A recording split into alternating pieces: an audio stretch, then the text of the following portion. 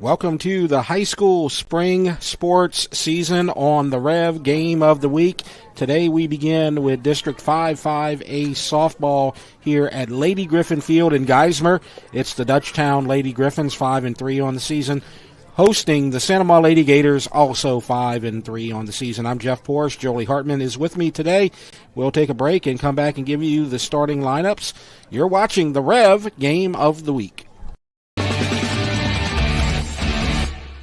It all began in 1935, a new era in telecommunications, right here in southeast Louisiana, born from the ambitions of several local families, with a clear vision and outlook focused on the future, connecting people across 10 parishes, one household at a time, powering an internet superhighway from the bayou to the river, built to deliver the speed and reliability every customer needs. We are REV, 90 years of building connections. When I tore my ACL, I didn't think I'd ever be able to play soccer again. My doctor told me how important physical therapy would be, so I chose Peak. I'm glad I did. Now I'm stronger, faster, better than ever. Choose Peak. Choose Peak Performance Physical Therapy. Order like a champ at Raising Cane's. We've got tailgates of hand-battered, cooked-to-order chicken fingers and cane sauce, and jugs of freshly made tea and lemonade. Raising Cane's Chicken Fingers, one love. Chris's Specialty Foods has you covered for tailgating this season. We do all the prep work so you can spend time enjoying your family and friends. Steaks, burgers, sausage, chicken, wild game, and many other great pork options.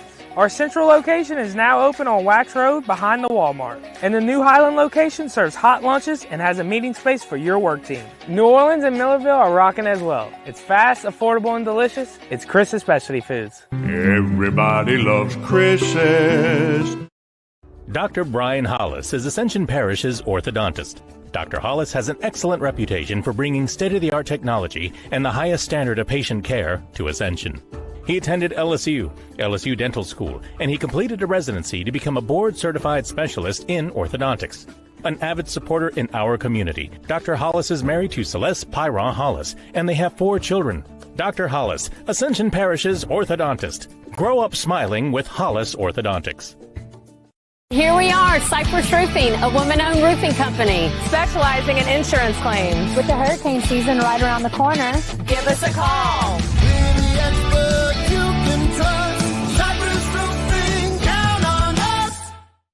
Get to know SEC Heating and Cooling this year. Locally owned and operated by Stephen Conyer since 2013, SEC Heating and Cooling works with residential and commercial customers in Ascension, East Baton Rouge, Livingston, and surrounding parishes. SEC specializes in preventive maintenance, repair, and complete changeout and installation of energy-efficient central air systems. From professional sales and expert installation of central AC systems to repairs and ductless AC systems, we can handle all your needs. For total peace of mind, call SEC today. No one teaches you what to do immediately after an accident. Once everyone is safe, your first call should be to an attorney, not the insurance company. Don't let the insurance company take advantage of you at your time of need. Call the Title Law Firm. We'll walk you through what you need to do in real time. But you can take advantage of the Title Law Firm's 30 years of experience. Before you call your insurance, make a free, no-obligation call to the Title Law Firm. Call 756-0007 when you're injured. You gotta call Title. B.T. Chapman and A.J. Pickett with Advantage Therapy are honored and excited to team up with DUTCHTOWN High School's athletics. At Advantage Therapy, we are dedicated to helping our patients regain the highest possible functional status through one-on-one patient care. Advantage Therapy has spent nearly 2 decades providing both outpatient orthopedic physical therapy and occupational therapy to the people of Ascension and surrounding parishes. From all of us at Advantage Therapy, go Griffins!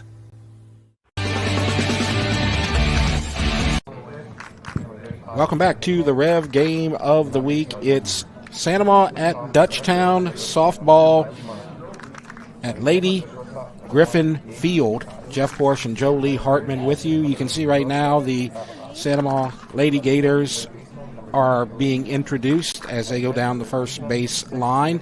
And then you'll get to the DUTCHTOWN starting lineup. But while we see the lineups being introduced and lined up on the field, let's talk about district, because obviously this is a district game. This is the district opener for both teams in 5-5A for Dutchtown and Sanoma. Now, it wasn't supposed to be, Jolie, as you're going to tell us, but you can see right now some of the teams have actually played their first game. Sanoma, this was their first scheduled district game. Dutchtown, it was not. Yeah, so Dutchtown versus Prairieville was rained out this past Tuesday because, everything happened on Mardi Gras Day. So right. Funny to know that. That is actually going to be rescheduled to next week on the 10th or the 11th. And then STA had their first round bye for district. So this is a fun matchup to kind of say, hey, here is the 2025 season right here at Griffin Park for both of these teams. And so you're about to see the starting lineups being introduced out here. And you can see on that left side, you see Coach Nancy Insminger bringing her starters out there, and they're going to go out into the field at their respective positions. And so we are just moments away from probably the national anthem and then the start of tonight's game. As you see, Dutchtown's pitcher, Abby Freilich, on the mound right there, as she's going to be the pitcher in tonight's matchup, as the rest of the lineup is being introduced right here for the Lady Griffins. So we are just about ready for either the national anthem or the start of today's game. We'll see what happens right here. And we're going to have the national anthem.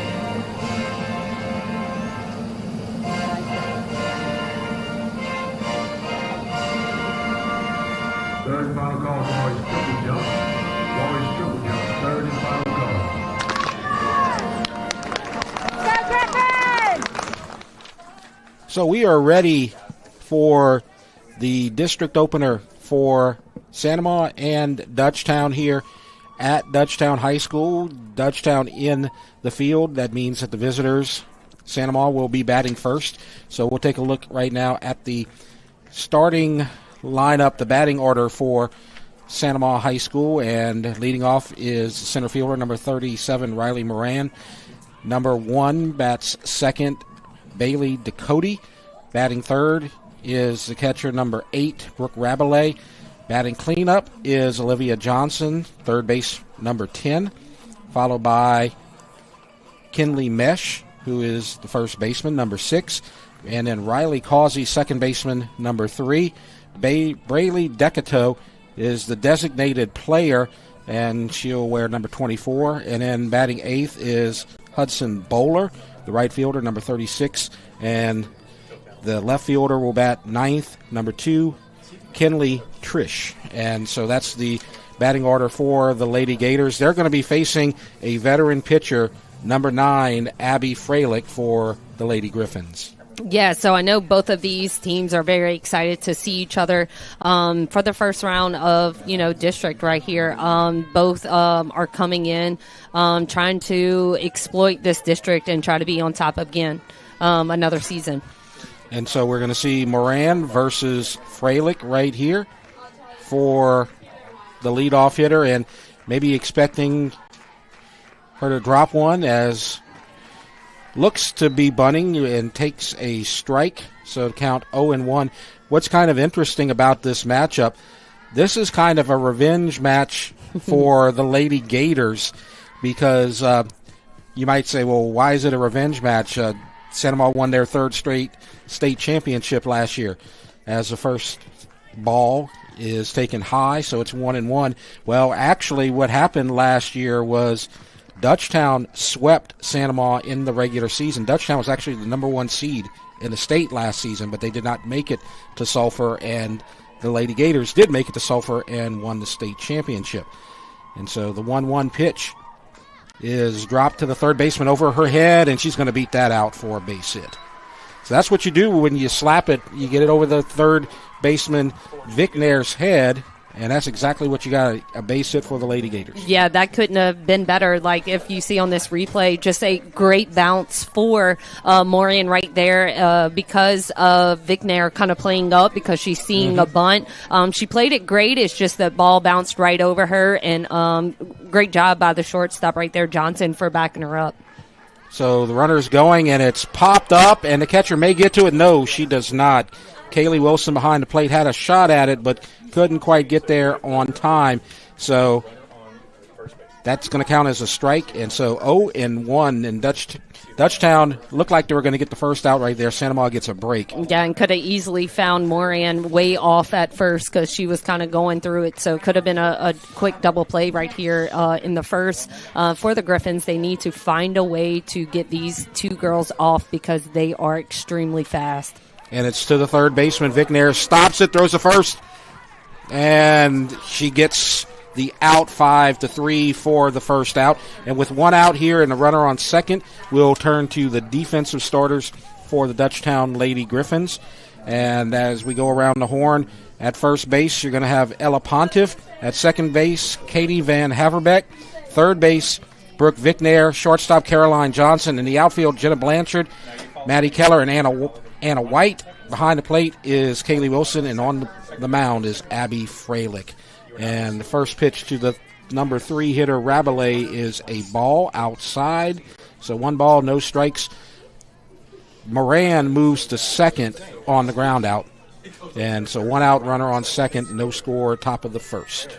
I'm very intrigued here at Lady Griffin Park at the fact that the shade from the press box is, having the ball go from in light to in the shade. Yes. So, how difficult is that to truly, see the ball when it's coming, through 60 miles an hour right here. Yeah. So, I like this for Dutchtown, or if anybody's on defense. So this is definitely going to be a little struggling game with seeing the ball across the plate, but definitely great job right here for Dutchtown right now, just kind of keeping it in play and keeping the ball just not getting out of the infield. And the Sun field is to the right, out in right field, and you can see the second baseman and the right fielder both kind of shading their eyes with the sun coming directly in their direction. And so that may be where some of the trouble comes in, as the pitch is a called strike and the count moves to 2-1, 1 out here in the top of the first. Freilich ready to go. And it's fouled back, and so the count now 2-2 with 1 out. Rabelais, the number 3 hitter, she leads the Lady Gators in several categories: plate appearances, triples, home runs, and RBIs, and walks. Mm-hmm. As a catcher, I know she is definitely very observant on, the ball coming out. She's such a dedicated player. Coach Amy Petrie has told me, just because of the fact that she wants it even more and more every single year. Beautiful job right there. Right. By Johnson, simply just going, get the ball, making sure it doesn't find her outfield. But Rabelais' ball does get her out for the second out, and that actually moves Moran over to a scoring chance for Santa Maria. As you see the ground ball on the replay, and that saved an RBI perhaps for the Griffins, as Rabelais may have been able to drive one in as Moran got her way to third. Moran's now sitting at third with her third base coach, who is the state champion head coach for the Lady Gators, Amy Petrie. More about her a little bit later as we go. But right now we're going to have the cleanup hitter, Olivia Johnson, with 2 outs in the top of the first. First pitch looks outside. And it's going to be a ball, 1 ball, and no strikes. Olivia Johnson hitting .520 on the season, has 5 doubles, the team leader. Also has 2 home runs. She's tied there for the lead with Rabelais, and also 13 RBIs, also tied with Rabelais. 1-0 pitch. Swing and a miss, and it's 1 ball and 1 strike for the cleanup hitter for the Lady Gators. Freilich gave up a leadoff hit to Riley Moran over the third baseman's head, Vicknair. She moved to second on a ground out by Ducote, moved to third on a ground out by Rabelais. And the 1-1 pitch, high and inside, 2-1. 2 outs here in the top of the first. Possible scoring opportunity for the Lady Gators. And this is what is just so exciting to see. Every district game that each of these teams will play is getting you better, into the next round or to the next event, just because of the fact, Dutchtown was number 1 last year. Cinema lost to them twice. I've always said it doesn't matter what rank you come in. It's who finished last. And so, just seeing these 2 teams here today, it's just kind of a testament of how much softball has grown throughout this community. And as we can see right here, they're trying to make sure they sit down Johnson, because she is, one of the best hitters on Santa Ma's squad right now. And she took a strike. She tried to move back a little bit and maybe kind of choreograph a inside pitch right there, but the umpire wasn't going to take the bait and called that a strike. So it's 2-2 and a swing and a miss, and Dutchtown gets out of the inning without giving up a run after the leadoff single. So you have no runs on 1 hit, no errors, and 1 Lady Gator left on base. We go to the bottom of the first, and the score, no score for the Lady Gators and the Lady Griffins coming to bat. And at this point, we will take a look at the Dutchtown Lady Griffins starting lineup, their batting order. As you're going to see, number 6, the shortstop, Caroline Johnson, leading off, followed by the designated player, number 7, Sophia English. Jenna Blanchard, number 12, the left fielder, bats third. Abby Freilich, number 9, on the mound today, also batting fourth. Maddie Keller, number 1, at center field, will bat fifth. Brooke Vicknair, number 16, playing third, will bat sixth. Ella Pontiff, the number 7 hitter, number 3, playing first base. Then you have Kaylee Wilson, number 37, behind the plate today, batting 8th. And then you have Katie Van Haverbeck, number 19, playing second base and batting 9th. And on the mound today for the Lady Gators, we have Haley Abear, number 11. Now batting number 6, Caroline Johnson. So she has a 2.33 ERA, as she's going to face the leadoff hitter, Johnson. Actually, that's Decato who's going to be on the mound. We were told that Abear may be starting. Decato in the designated player spot is going to be the pitcher. So, yep, in the circle. Yes. In the circle, that is definitely Decato. Yes, so she takes the circle, and the count is 1 ball and 1 strike. So Decato, 1.47 ERA.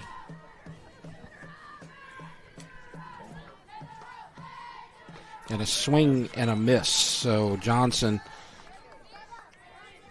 actually count 2-1, according to the 2 balls and 1 strike. So according to the home plate umpire, count now 2 balls and 1 strike to the leadoff hitter.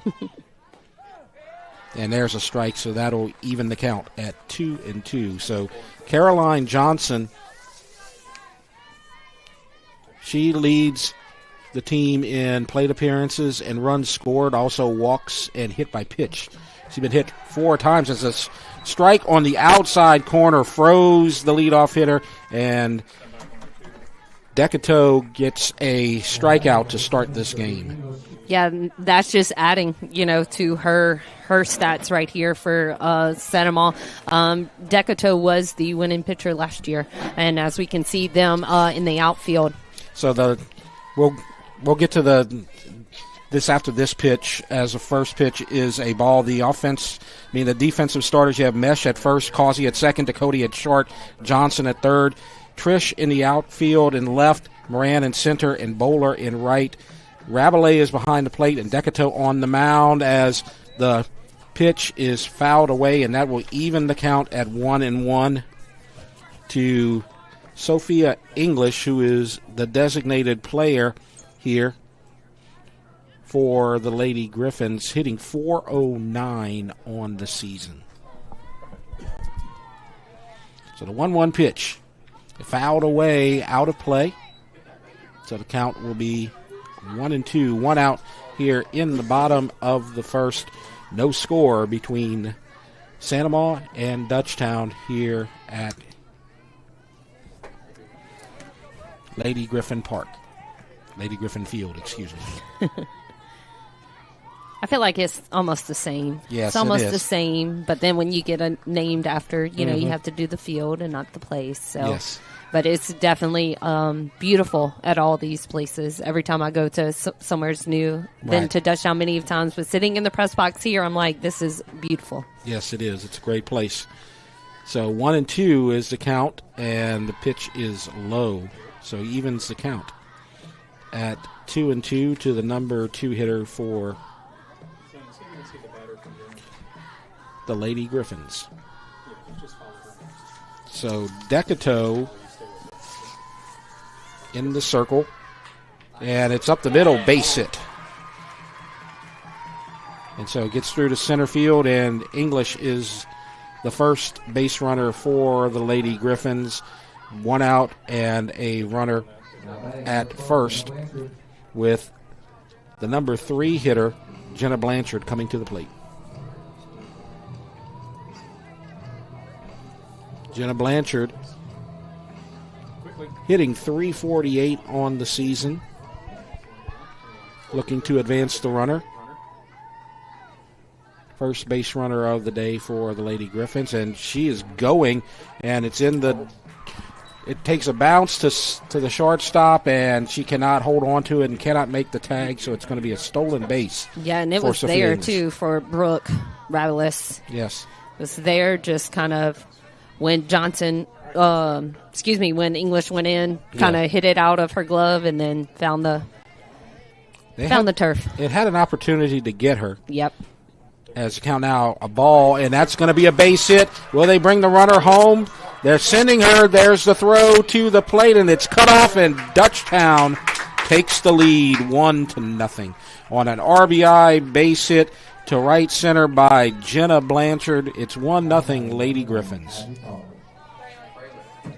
And as we can see, just simple right here. Great job by Moran for getting the ball in. It's just great call by the Griffins right there to have her steal first to get into that scoring opportunity from the single from Blanchard. And so an RBI for Blanchard, that gives her 2 on the season, as now you get the cleanup hitter pitcher, Abby Freilich, with Blanchard at first. The catcher, Rabelais, looked like she was worried about her off the base right there and faked a look to first. Blanchard back in safely. And there's a fly ball to left field. It's in play, and Trish makes the catch. Easier to catch the ball out there in left field. Don't have as much sun out there as the second out of the inning on a fly ball to left field. So you see the replay right there. Very easy. Didn't even need the shade. Almost in the shade. Yeah. If that ball was to right field, it would have been a little bit more of an adventure right now where the sun is. But now with 2 outs, you have Maddie Keller at the plate for the Lady Griffins. And a swing and a miss. So 1 strike the count to the number 5 hitter, Keller. The leading hitter in terms of average for the Lady Griffins, .480 on the season. Also leads in singles with 9. That pitch just misses outside. Count even at 1-1. So far this inning, Johnson struck out looking. English singled and then stole second. Blanchard drove her home on a base hit. And now Blanchard stealing second and is safe. So another steal. That's the second stolen base of the inning for the Lady Griffins. Yes, beautiful jump right there to get through. I love this option of diving head first because she did actually get underneath the tag. So great job right there by Blanchard of getting underneath the tag and getting a chance to be in a scoring position. And the count moves to 3-1 after the ball outside. So 3-1 to count. To finish what we were saying, Jenna got the RBI and the stolen base right there. Abby Freilich flew out to left to make the second out of the inning. And now the count is full after a swing and a miss by Maddie Keller. Dutchtown already has 1 run in this inning. They lead 1-0 in the bottom of the first. And that's a strike right down the middle. Second caught looking strikeout of the inning, but Dutchtown gets a run on 2 hits, no errors, 1 left, and after 1 inning, it's 1-0. Dutchtown leads Santa Maria. We'll take a break. You're watching the Rev Game of the Week. When I tore my ACL, I didn't think I'd ever be able to play soccer again. My doctor told me how important physical therapy would be, so I chose Peak. I'm glad I did. Now I'm stronger, faster, better than ever. Choose Peak. Choose Peak Performance Physical Therapy. Dr. Brian Hollis is Ascension Parish's orthodontist. Dr. Hollis has an excellent reputation for bringing state-of-the-art technology and the highest standard of patient care to Ascension. He attended LSU Dental School, and he completed a residency to become a board-certified specialist in orthodontics. An avid supporter in our community, Dr. Hollis is married to Celeste Pyron Hollis, and they have 4 children. Dr. Hollis, Ascension Parish's orthodontist. Grow up smiling with Hollis Orthodontics. Here we are, Cypress Roofing, a woman-owned roofing company. Specializing in insurance claims. With the hurricane season right around the corner, Give us a call. Any expert you can trust. Cypress Roofing, count on us.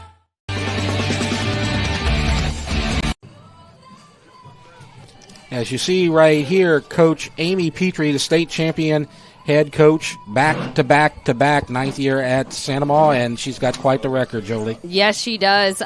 She's somebody that, around the softball community, she's not just because that she can win, which she has 400 wins in the Ascension Parish school system, but in 19 years, but she's somebody that's just genuine about kids and about, having, her student athletes grow up into amazing people too. And now you're going to see some of her Lady Gators come to the plate. 5, 6, and 7 due up in the batting order. This is Kinley Mesh takes a strike.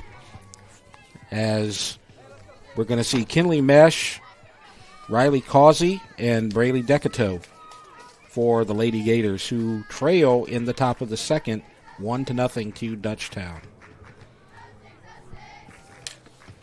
And that's fouled away, so the count moves to 0-2. And Kinley Mesh has been a starter from day one here this season for the Lady Gators. She's driven in 6 runs, so she's been very productive in that category as well. And she swings and misses and strikes out for the first out of the inning.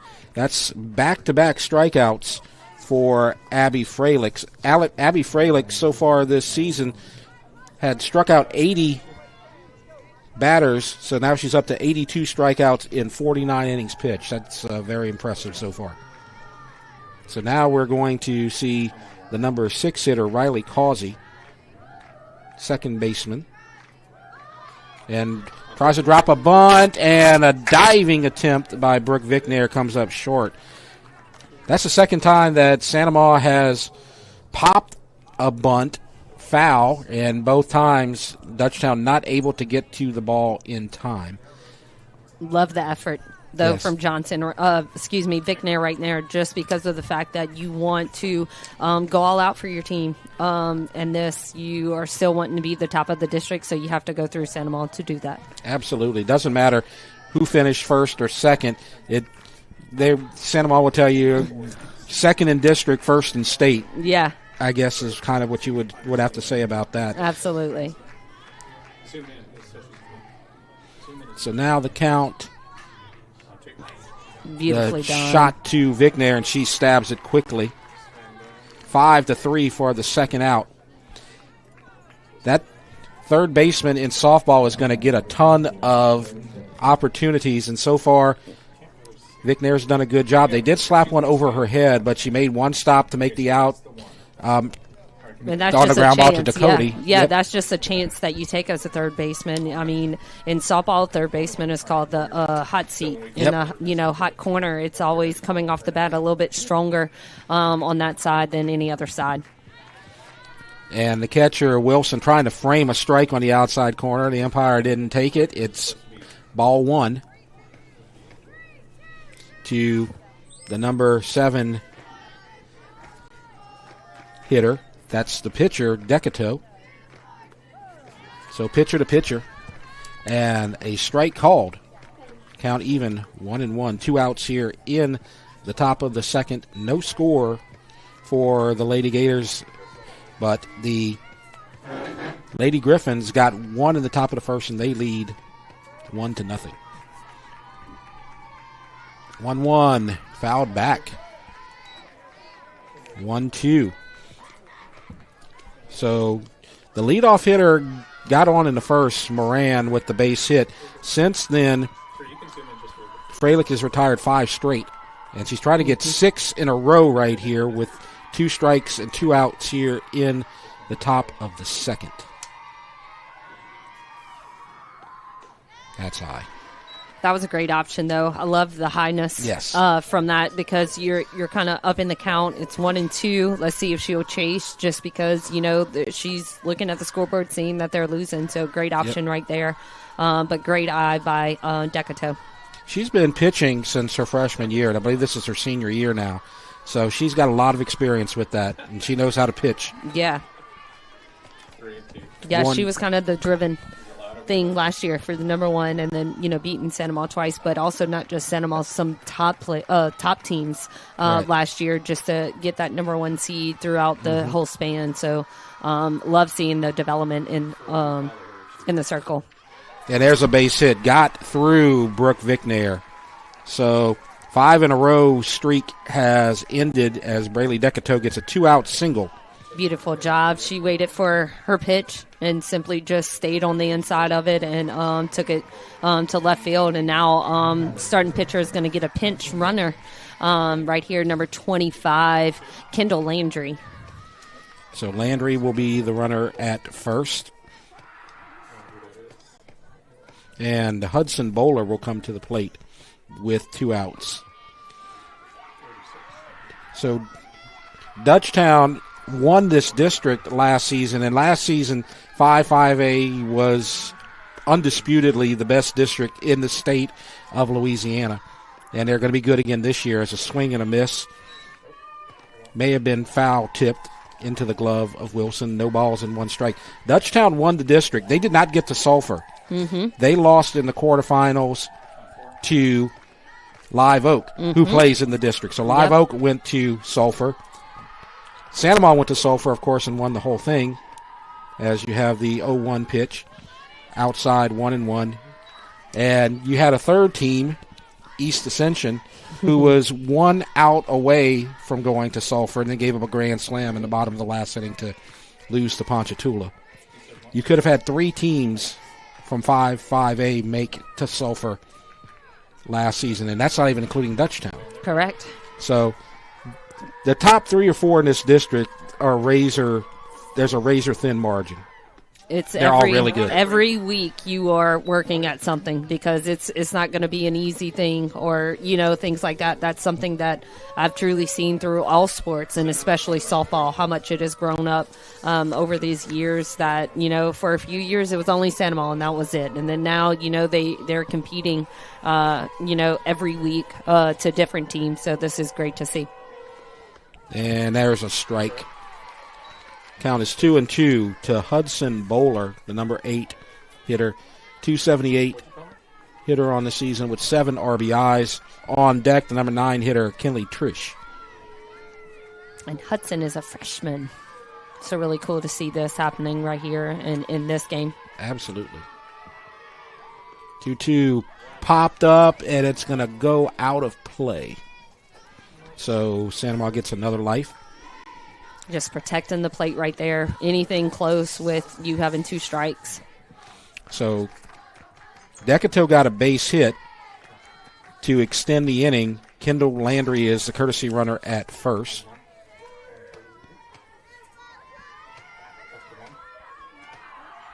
Two outs. 2-2. Top of the second.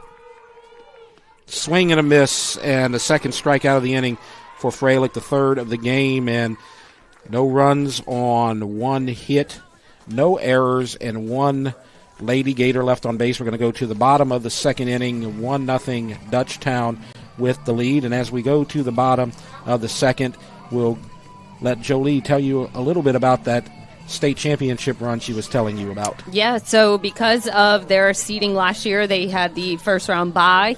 Then regionals, they had to host Central. They won that one 16-0. Then quarterfinals, had to play the old Sam Houston, won in a thriller. Literally last inning, won 9-8. And then semis had to play Southside 8-3. And then finals faced that Ponchatoula team. Really cool that it actually Ponchatoula was, not even 5 minutes away from Santa Monica, so a lot of people knew each other. So that was really cool, and Santa Monica came out on top 7-2. That's a three-peat for Santa Monica High School in, state championships, but 9th overall in school history, and that's just a phenomenal to say that has happened here in Ascension Parish on the girls' side. That is what I absolutely love. It's going to be tough for them this season, but they're ready for it. Mm-hmm. They've lost a lot of really good players. Of course, the one that everybody probably remembers the most is Alex Franklin, who's going to be playing with the Lady Tigers. Yep. And so she was their third baseman for 4 seasons, and she was outstanding. But they had a lot of other outstanding players on that team that they lost as well. Yeah, anybody. You can pick any of them, and that was something great about that team is they had the stars, but it was at every game somebody new had to rise up, and that was really cool to see towards the end of the season. And as you can see, this is Dutchtown's head coach Nancy Insminger. Now Nancy has been in Ascension Parish for 19 years here at Dutchtown, but she actually prior to Dutchtown she was at Parkview and won 2 state championships with them in 2002 and 2003. Nancy has been softball her whole life, so it's just great to have her leadership here at Dutchtown throughout these 19 years here. Another Santa Monica product. Absolutely. So she now coaches with the enemy, I guess, so to speak. She's going to see her 6, 7, and 8 hitters come up to the plate here for the Lady Griffins, Brooke Vickner, Ella Pontiff, and Kaylee Wilson. And there's a pop-up to short. The third baseman calling it, and it's dropped. And Vickner is going to slide into second, so that will be a 2-base error on the third baseman, Olivia Johnson. E5. That should have been caught, as you see right there. It's kind of in that sun shade area, but she called the shortstop off and couldn't quite get to it, so now you have a runner on second with nobody out.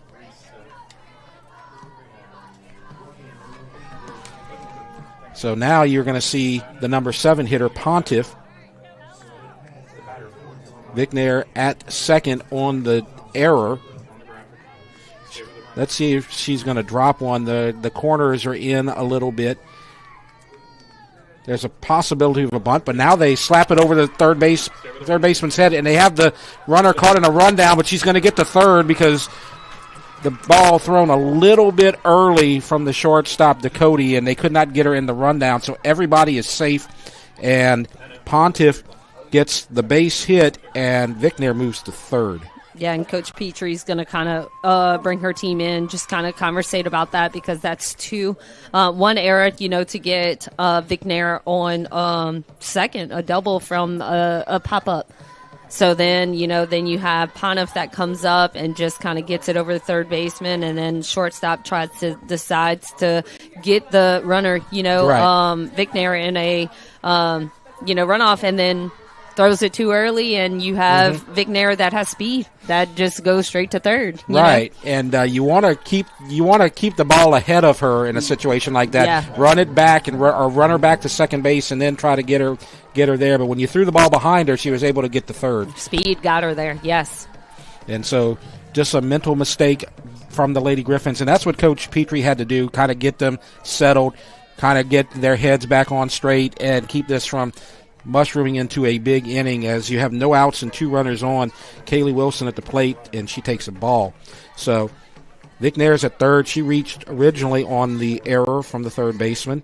Pontiff got the base hit that moved Vicknair to third. Nobody out. And count 2 balls. No strikes. So Wilson behind the plate.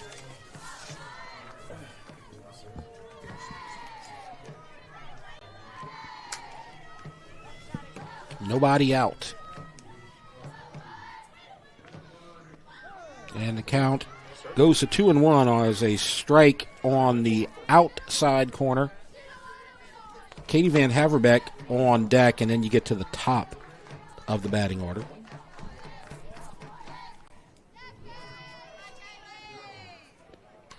As that one is fouled away, and the count remains 2-2.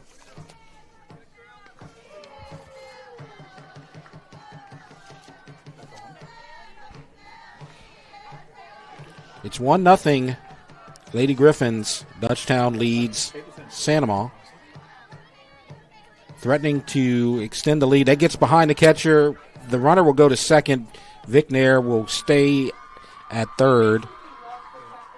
So a wild pitch moves Pontiff into scoring position. So now, with the count 3-1, a possible 2 RBI situation for with just Wilson. A little single up, first base line or anything into right for the Griffins. Right. And that is ball 4. Nope, ball 3. Oh. Nope, it is ball 4. Whoa. Yep. She was just making sure. Oh. So that's a walk, and the bases are loaded. So Dutchtown has loaded the bases. They haven't gotten the ball out the infield yet. You had the dropped pop-up, and then you had the ball over the third baseman's head that went to the shortstop, and they got the runner caught in a rundown, but Vicknair was able to get to third. And the pitch to Van Haverbeck is a strike. So you have Vicknair at third, Pontiff at second, Wilson at first, and the number 9 hitter at the plate.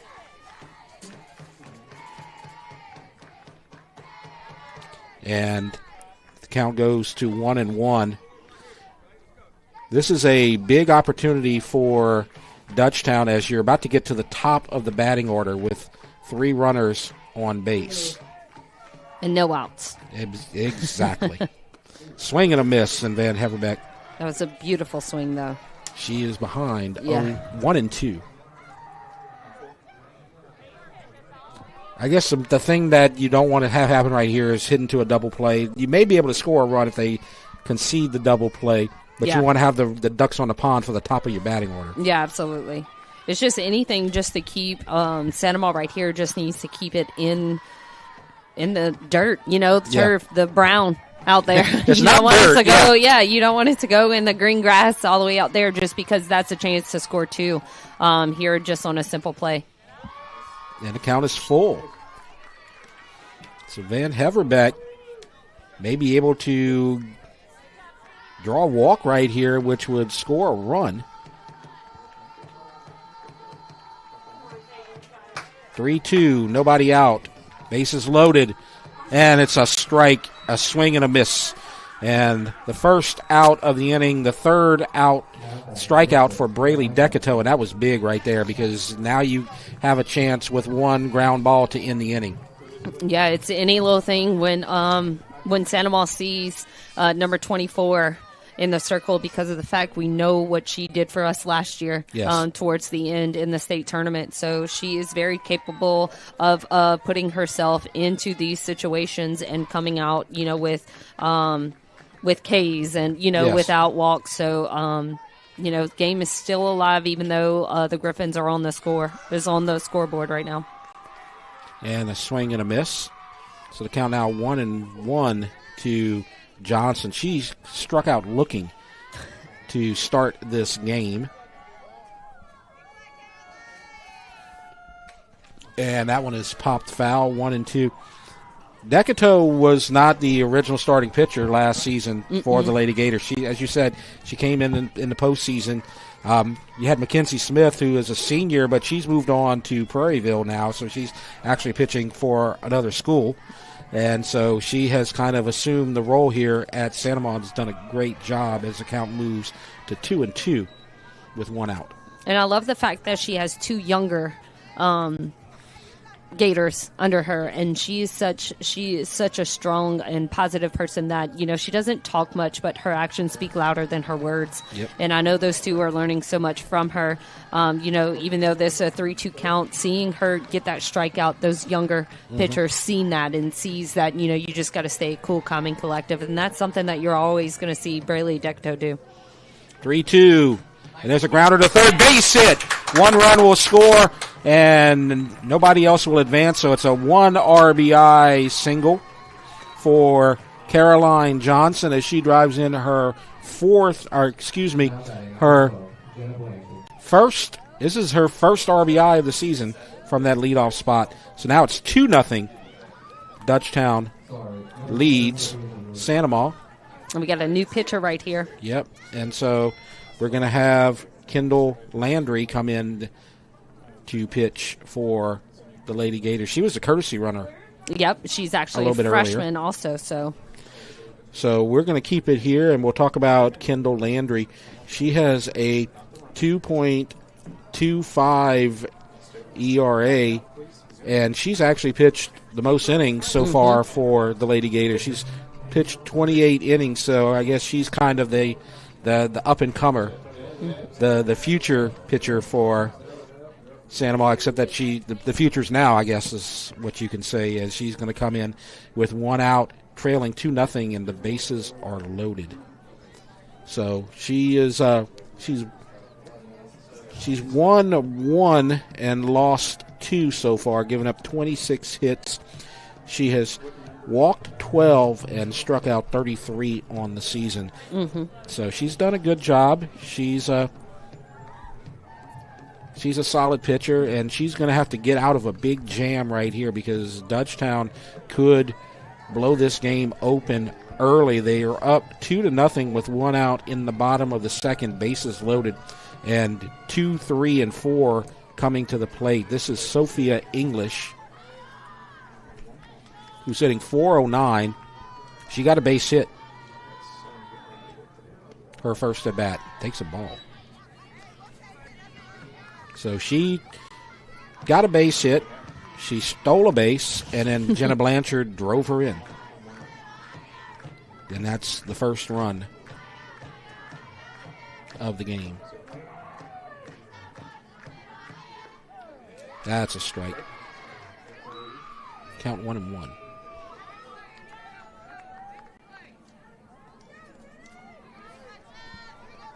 Fun thing about Kendall Landry, she has a twin that's also on the team, and they look nothing alike. So baseball and softball must run in their family. Yes. Count 2-1. They're just athletes. Yes. That family. The other twin played volleyball and basketball at Santa Maria, and now moved on to softball. So I'm like, oh. Versatile. Yes. Ball 3-1. Dangerous spot right here as English with the 3-1 count, might see a pitch that she can do something with right here. She's swinging, fouls it away. Yeah, definitely a great option. You want to be in charge when you're up there at the plate, just because you see that you have 3 other teammates out on a base swinging at anything and everything, because this inning started with Eris on Sandoval. So get the bat on the ball, find it. Pontiff at third, Wilson at second, Johnson at first. Ball 4. And a walk will drive in a run. So an RBI for English as Pontiff crosses, and it's 3-0 for the Lady Griffins. As English is going to drive in her 5th run, the easy way. Jenna Blanchard comes to the plate. She had a base hit. Got an RBI and is swinging for the fences, but missed. She had one up at her eyes, and I think her eyes got big on that one and saw a grand slam possibility. I think she was looking at the Las Palmas sponsorship out there. Possibly. Dead center. 0-1 high. Try to get her to go up there again. Try to get her to chase something. Mm-hmm. Got to be dangerous, though. Blanchard doesn't have any home runs on the season, but she has hit them in the past. And she swings and misses. Freilich on deck leads the team in home runs, and then Vicknair, who's a couple of batters behind that, also they're tied for the lead with 3 home runs. They're the only Lady Griffins so far with long balls on the season. 1-2, fouled straight in my direction. Thank God for the fence and the screen.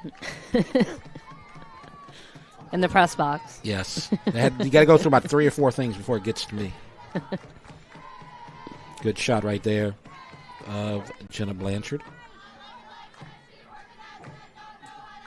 One of 2 Lady Griffin starters whose moms teach at Dutchtown High School.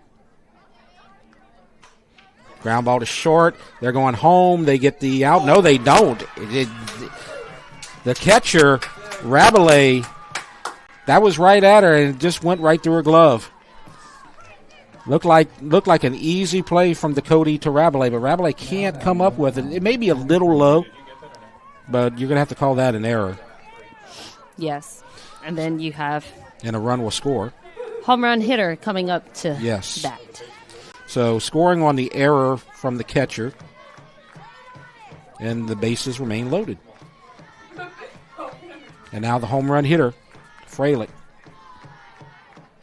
Fouls it back. She's swinging for the fences right away. They like to jump on that first pitch. Yeah. Well, you have all the confidence right now. You Yes. have, everybody, all your friends out on bases. So you definitely want to do something, show something. But you also want to make a statement here if you're the Griffins. This is, your first district game. You want to show, hey, we didn't make it last year, but don't count us out this year. You're right. Freilich at the plate. High. 1-1. 3 runs have reached. There have been 2 huge Lady Gator errors that have extended this inning. Right now you have 1 out. Bases loaded. 3 runs already in. It's 4-0. Lady Griffins. That one close, but Too not low. there. Maybe a little low. Freilich is tall. Yeah, I was about to say, I think it helped that Freilich has the height on her. Mm-hmm. Probably the tallest of the Lady Griffins. So that might have been at the knees at another player. It's at her shins. And there's a strike. Landry just needed to find that area. Yes. Didn't miss by much.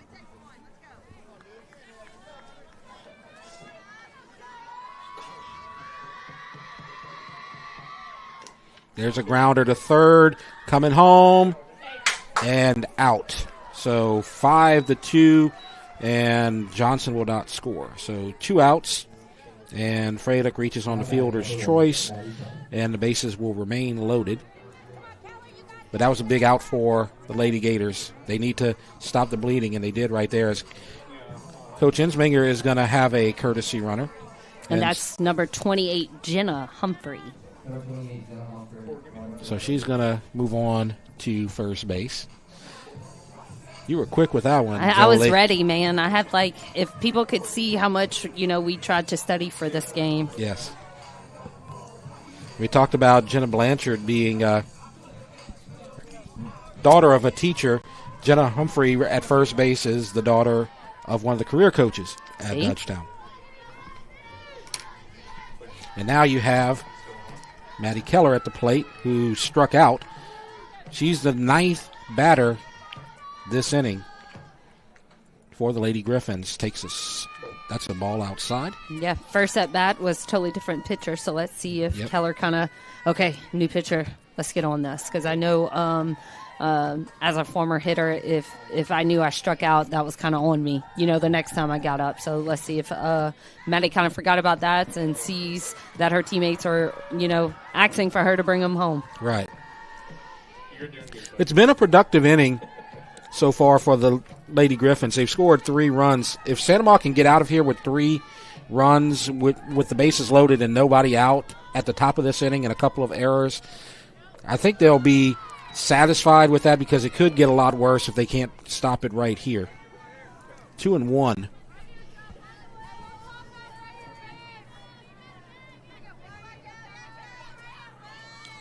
Two outs, bases loaded, 3 runs in, 4-0 is the score. And I pulled a string on that one. Change of speed, and she was way ahead of that one. Keller, swing and a miss, 2-2. Yeah, definitely brought her head all the way out to where it was almost like she was looking at all of Santa Maria on this side from that swing. And that is strike 3. She got caught looking for the second time. And so 3 runs score for the Lady Griffins on 2 hits, 2 errors, 3 left on base. It's 4-0. DUTCHTOWN leads Santa Maria. We'll take a break. You're watching the Rev Game of the Week. Order like a champ at Raising Cane's. We've got tailgates of hand-battered, cooked-to-order chicken fingers and cane sauce, and jugs of freshly made tea and lemonade. Raising Cane's Chicken Fingers. One love. Get to know SEC Heating and Cooling this year. Locally owned and operated by Stephen Conyer since 2013, SEC Heating and Cooling works with residential and commercial customers in Ascension, East Baton Rouge, Livingston, and surrounding parishes. SEC specializes in preventive maintenance, repair, and complete changeout and installation of energy-efficient central air systems. From professional sales and expert installation of central AC systems to repairs and ductless AC systems, we can handle all your needs. For total peace of mind, call SEC today. Here we are, Cypress Roofing, a woman-owned roofing company. Specializing in insurance claims. With the hurricane season right around the corner, Give us a call. We're the expert you can trust. Cypress Roofing, count on us.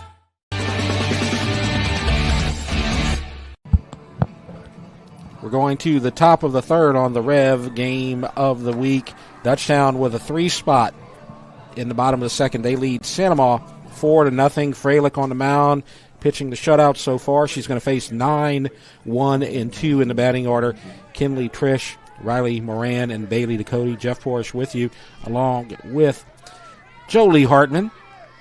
So much fun. We're used to doing soccer. This is our first non-soccer event, and this is a little different, because when we do soccer, you're the expert, and I defer to you on everything. I feel more comfortable doing these. Teach you. Yes, you've taught me well. Yeah, I've tried. And this one is just knowledge of many years. This is my kind. I'm more at home doing softball and baseball. Pop up to third. Vic Nair calls it, and she barely holds on. Got the snow cone. And the pop out to third base for the first out of the inning. Yeah, great job for getting underneath it. The only thing is, love that she had that second hand there. Yes. to not just don't ever get too comfortable with just your glove. Always have your throwing hand there to help it out.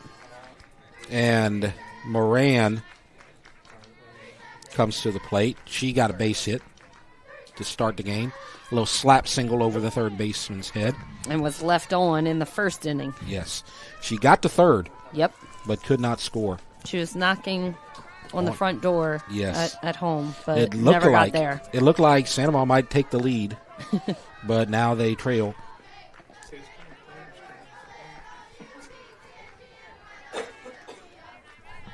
So 0-1 is the count in the top of the third. And there's a slap to third, and it's going to go foul. Vic Nair was ready for it this time. She kind of stayed back a little bit more. She got burnt in that first inning with it just having a great bounce over her. So now you can see she's still in front of third, but she's not creeping as much. You know what I think of every time the leadoff hitter tries to slap one out there? It's Mackenzie Elisar. Yeah. She did that so well with Santa Maria. Yeah. And it wasn't just last year. It was like 4 years in a row as a swing and a miss for the second out as Moran strikes out for the fourth strikeout of the game for Abby Freilich. So with 2 outs, it's going to be Dakota coming to the plate for Santa Maria. She grounded to third her first at bat. She's just in a groove right now. She sees the scoreboard, her team, and her, got hot in that last inning, bottom of the second, and now she can just come out here and try anything, you know. But problem is, look who's the team that you're playing. They can get hot real quick, too. And that's a quick shot down the third base line, foul. I don't think Vic Nair was expecting that. She was in a little tight. That was a hot shot right there. Hot corner right there. Absolutely. I see Vic Nair, when she started off, it looked like she got a couple of steps closer to the line. She knows it's coming in her direction, most likely. And that is foul. But great options right there. You have to protect the plate now, so you're got to be going for anything. But if that could have a little bit over, that would have been yet again over Vic Nair's head at third. But Santa Maria right now, you're just going to be seeing them just throwing their bat out because they have to at least put somebody on the bases. 0-2, 2 outs, bottom of the third. Fouled.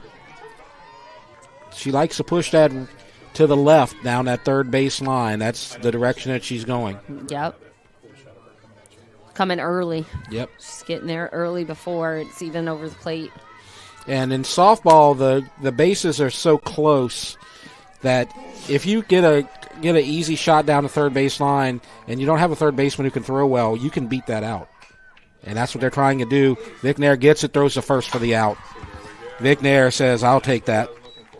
And makes the out for the second time on Dakota. 1-2-3 inning, no runs, no hits, no errors, nobody left. Bottom of the third, and it's 4-0 Dutchtown. Now this weekend, you're going to have the Santa Maria Invitational. Actually, that's next weekend, excuse me. Yep. And so why don't you tell us a little bit about that event? Yeah, so this is the 18th annual this year Santa Maria Invitational happening March 14th through 15th at Butch Gore Park. Santa Maria is the host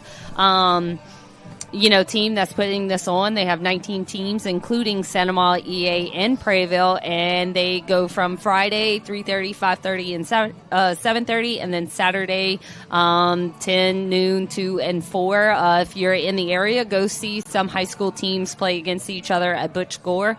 It's pretty phenomenal and well put on by the Santa Maria community, this tournament. Back in the day, used to have 2 tournaments that Santa Maria would host, Coach I, and then this Sandoval Invitational. And when Coach Amy kind of took on the reins and kind of won her second state championship, she kind of was like, you know what, we'll just hit just one tournament and not have two of the biggest tournaments in the state happening, right. In the same, back-to-back. So Sandoval still is hosting a tournament, and that is their Sandoval Invitational happening next weekend, the 14th and the 15th. So on the 14th, over at Butch Gore Field 2, Sandoval is going to take on Destrehan. And then also at Butch Gore at Field 3, it's going to be East Ascension and Opelousas Catholic, among others. We may be able to tell you some more of those matchups later on during our broadcast. Now, Dutchtown batted all the way around in the second, so we're going to see 6, 7, and 8, just like we did in the second. That's Brooke Vicknair, Ella Pontiff, and Kaylee Wilson. And I talk about this with Mike, and you see this a lot in baseball and sometimes in softball. The player who makes a nice play to end the inning comes up to bat at the top, at the bottom of the next inning, and what usually happens? They usually make some kind of connection. Yep. We'll see if that happens. Brooke Vicknair at the plate. She reached on the error, the dropped pop-up by the third baseman, got to second on it. And there's a pitch outside. The count is 1-1. And she completes what I was talking about earlier. I talked about two starters on the Dutchtown lineup whose parents teach at Dutchtown. Her mom, Jenny Vicknair, is a physics teacher here at DTHS, and a swing and a miss. I think she got fooled on that one. Absolutely. And she's kind of thinking back to this to the second, which she started it off, as we can see on this replay. Kind of just slips through. She knows it's not good, but kind of says it, oh, this is good, and then doesn't have enough time to pull back in time. So the count 1-2, the leadoff hitter this inning, and I think that hit her on the forearm. So she starts this inning off with a walk for her team. Let's look at it and see what happens. Mighty close. Yeah. Well, she immediately dropped that bat. Yeah. And I think it probably hit her on her elbow. Right on that white pad on her elbow. And nobody disputed it. Yeah. So, yep. And it was a right-handed hitter. And her, yeah. The right-handed hitter, and Coach Petrie could see that as she drops a bunt, the next batter, and that's going to be a sacrifice. So Vicknair is going to move to second, and Ella Pontiff with the successful sacrifice. As you see, she laid it down perfectly. Very nice way to go to the first base side, to where you can kind of pull off that first baseman and not be able to truly see. Me always playing second, when I played softball, it was kind of hard to see over the first baseman, that was running into it, and see where the ball is coming from and who was throwing it. So great option right there, done by Pontiff. So Pontiff gets the sacrifice. So she has a single and a sacrifice today, as the sacrifice goes 5-3, and Vicknair moves to second. Now Kaylee Wilson, who walked and scored in the bottom of the second. And as you can see, it's getting a little darker here. The sun's going down, so there is no sun field anymore. Yeah, no. Everybody, you can see the blankets in the crowd coming out. Yeah, it was cold last night. It got into the 30s, and it's going to get into probably the 60s here, maybe a little bit cooler. Yeah, double duty this morning was Yes, I had double pretty duty awesome. too. Ugh. Fly ball to right, and it is going to be caught by the right fielder, Hudson Bowler. And that's the second out. Vicknair cannot advance. Great job right there by going all the way in, Right. She was blocked from our view by the first base dugout, so I had to wait and make sure that she caught that, and she did. So that makes the second out of the inning. And Katie Van Heverbeck, who struck out in the second, comes up with a RBI opportunity and takes a ball. She came up with the bases loaded in the second inning, and then she struck out. Totally different pitcher. Absolutely. Oh, she roped that. Someone's vehicle. But that was fouled off the top of a moving vehicle. Target practice right there. Fortunately for the vehicle, it got it on the bounce, and now the vehicle stopped, and like, what the heck was that? Yeah. I think it's confused. Yeah. He heard something. It's like that's a little. It hit at the top of the truck, and it's like he's thinking like if somebody he's hits you on top up. of your noggin, you're like, what happened? What happened? Yeah. Well, now I think he's leaving. I think he's okay now. 2-1. Nearly got Van Haverbeck to chase that one. That was a beautiful change of speed inside. And now high. 3-1.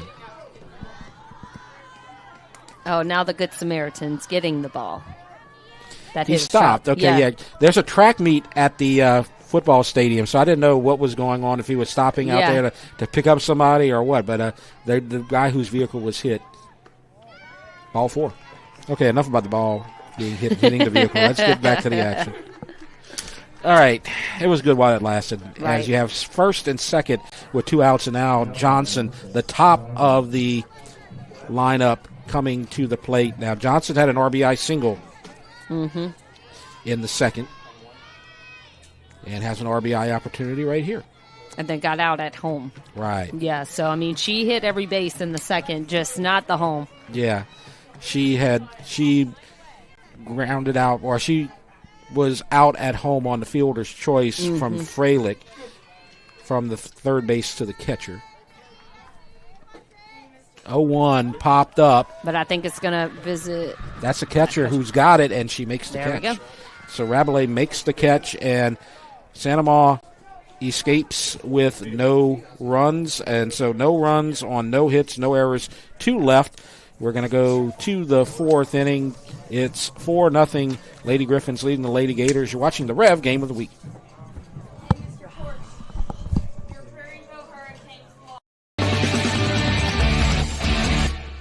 No one teaches you what to do immediately after an accident. Once everyone is safe, your first call should be to an attorney, not the insurance company. Don't let the insurance company take advantage of you at your time of need. Call the Title Law Firm. We'll walk you through what you need to do in real time. But you can take advantage of the Title Law Firm's 30 years of experience. Before you call your insurance, make a free, no-obligation call to the Title Law Firm.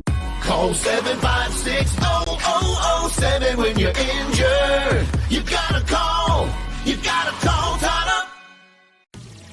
B.T. Chapman and A.J. Pickett with Advantage Therapy are honored and excited to team up with Dutchtown High School's athletics. At Advantage Therapy, we are dedicated to helping our patients regain the highest possible functional status through one-on-one patient care. Advantage Therapy has spent nearly 2 decades providing both outpatient orthopedic physical therapy and occupational therapy to the people of Ascension and surrounding parishes. From all of us at Advantage Therapy, go Griffins!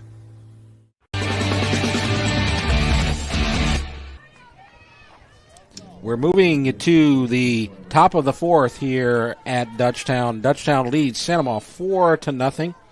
And we're going to see 3-4-5 coming to the plate to face Abby Freilich, who has given up 2 hits but no runs so far here today. And so a strike to the number 3 hitter. That is Brooke Rabelais. It's Rabelais? I taught her. Okay, I'm going to trust you on that. So I see that, and I say Rabelais.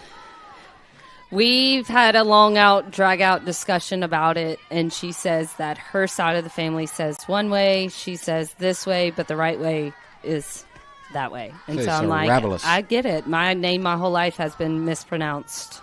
Okay, Jolene. Jolie, Jolede. That was my favorite one. I understand. Yeah. Because I still have teachers at Prairieville who call me Mr. Poche. See?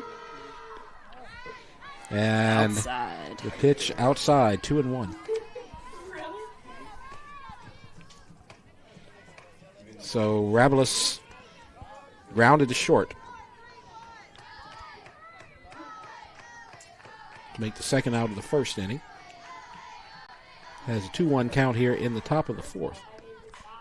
And there's a drive to center, and it's going to fall for a base hit. So Rabelais gets on. And that's a great start for Sandoval after coming out, second inning, having the Griffins, as you can see in this replay. Great job. She kind of stopped her swing. Could have had a little bit more power to it, but kind of stopped it halfway through. But Brooke doing this for her team to start this inning because of the second inning when Dutchtown scored 3, and then they came back in the third inning, had them 0, no errors, everything else. Sandoval's trying to turn it around here with a start of Brooke's single. To get somebody on the field, and actually Brooks going to have a pitch runner, which that is number 21. Looks like it. Hair's in the way, so pretty sure that's number 21. That is Brentley Burke. And she kind of fakes a steal, then stops, kind of trying to distract Freilich right there, and it's successful on the first pitch. How about we try 27? Okay. Yeah. So who's 27? That is Kaylee Rockefort. All right, there you go. So Rabelis reaches on the single, and then she is going to be replaced on the base pass. And since we're talking about the Rabelis family, why don't we thank Chad for helping out and providing us with all the statistics. Absolutely. For the Lady Gators. Yes, and both coaches, too. Thank you for having conversations with us about players and your program. Really appreciate that. And also want to give a shout-out to Coach Amy Petrie's parents in Thibodaux watching this. They always try to watch every game that Coach Petrie is coaching in, so shout-out to the Petries. Oh, so she's from down the bayou? She is. I like her a lot more now. Even though she's Lafourche and I'm Terrebonne. Well, that's good enough. 1-1, 2-1. Yep, and that's going to be 2 outside for the umpire's liking. So, Olivia Johnson struck out. She was the first strikeout victim from Freilich in the first. She ended the first inning with a runner on third. Trying to get redemption right here.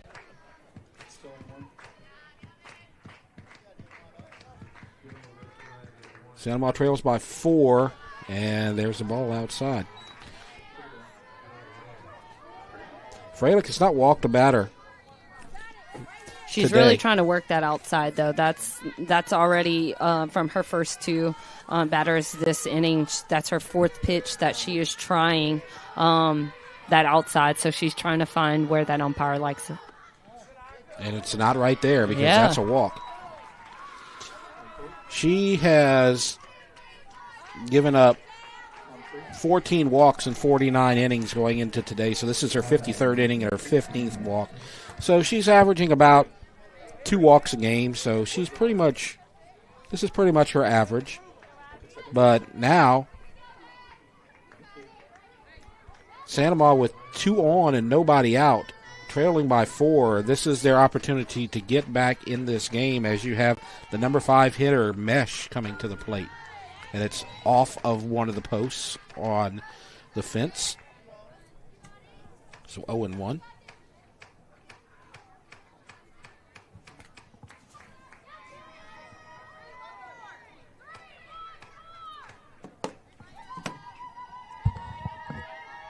So Mesh struck out to start the second inning. This is her second at bat. Takes one high and inside. 1-1.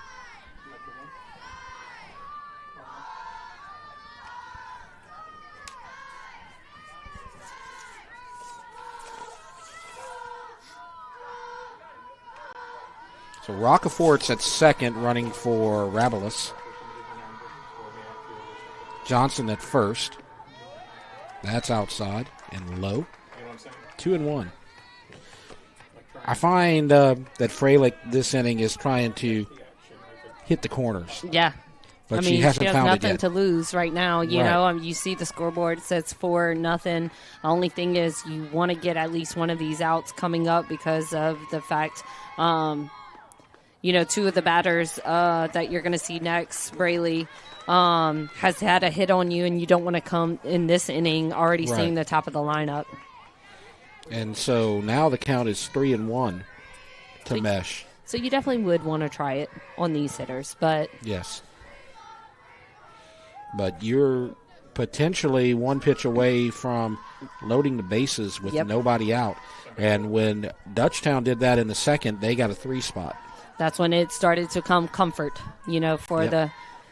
for any team that's batting. You got bases loaded, you're like, all right, we can do this. Little single or a little this, or my favorite, every kid wants to try to be the hero and hit it out the park just to get so many runs, and it's like small ball always comes out.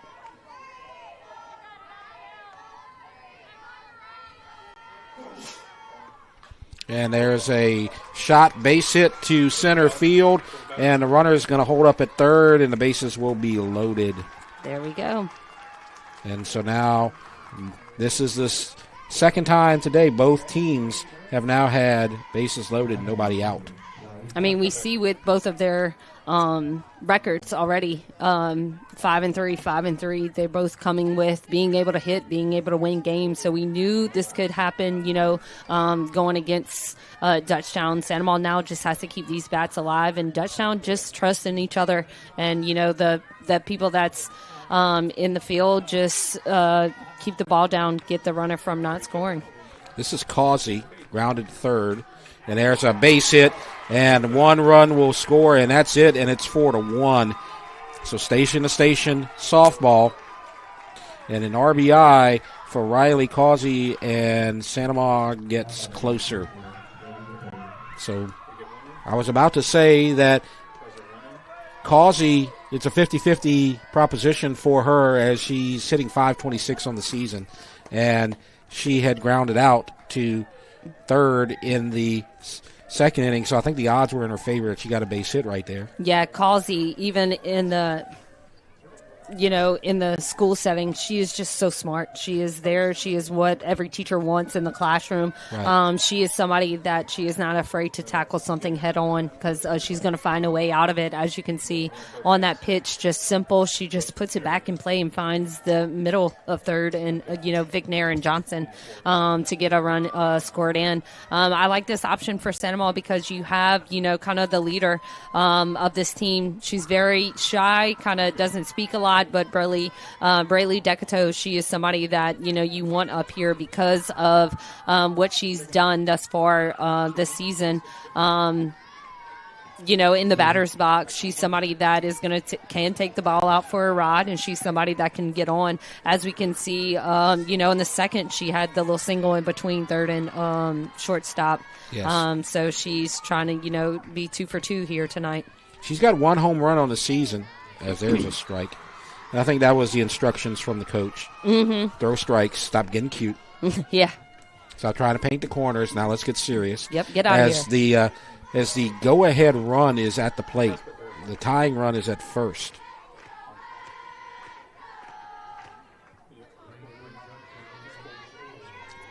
As Rockefort scored on the base hit, running for Rabelis. And that's a ball. Yeah, Rockefort is trying to get Decato to just simply, get her head out of the game. She was the starting pitcher and now, was taken off the field for Kendall Landry to come in. So, Braylee right now just needs to see that her team has her and, bases are loaded, just put the ball in play. Swing and a miss. Got that outside corner. That's what she was looking for earlier. Yep. 1-2 is the count. Nobody out. Dutchtown needs an out. Now the infield's playing in. They're trying to keep that second run from scoring. Outside. Too low. I like that option because you just came with it. Try to go a little bit lower to see if you can get it just a little bit more up, and then Dutchtown has 3 outs easily. Yeah. She can find that outside because she's trying really hard. Mm-hmm. Infield's playing in, outfield's playing routine. They don't want to give up an extra base hit and tie this game. You definitely don't want a deep ball behind you either. Yes. Fouled away. Wrong fence to go over. That hit something. Yeah. Okay, so it hit a school bus. Good. Not my car because I'm parked right next to a school bus. I made sure to park way over there. You always I don't trust the always softball park far away game. at a softball or baseball game. Absolutely.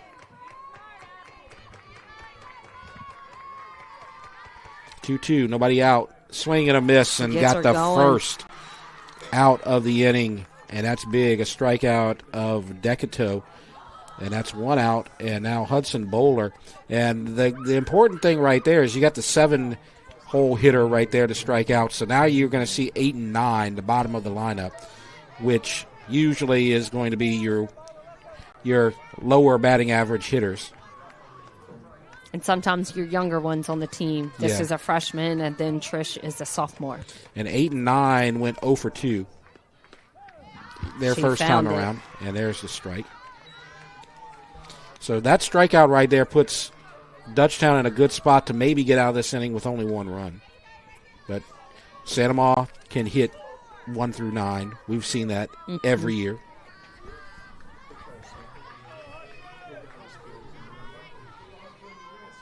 Bowler struck out. Swing and a miss. Yeah, you talk about the younger players being the lower hitters in the batting order, and it's not that they're bad hitters; they're just inexperienced hitters. Yeah. They're good hitters on their level, but now they're moving up to the next level, and they're still learning their swing. I guess playing at a different speed, and that's fouled back. So she got a good cut, made contact.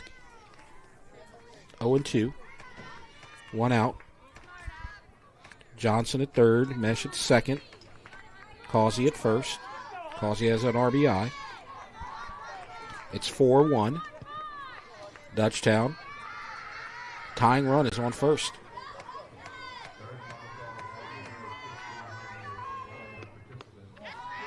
Ooh, Freilich wanted that one. She's getting close. So close. That was probably the closest yet that the umpire didn't take. Didn't take the bait.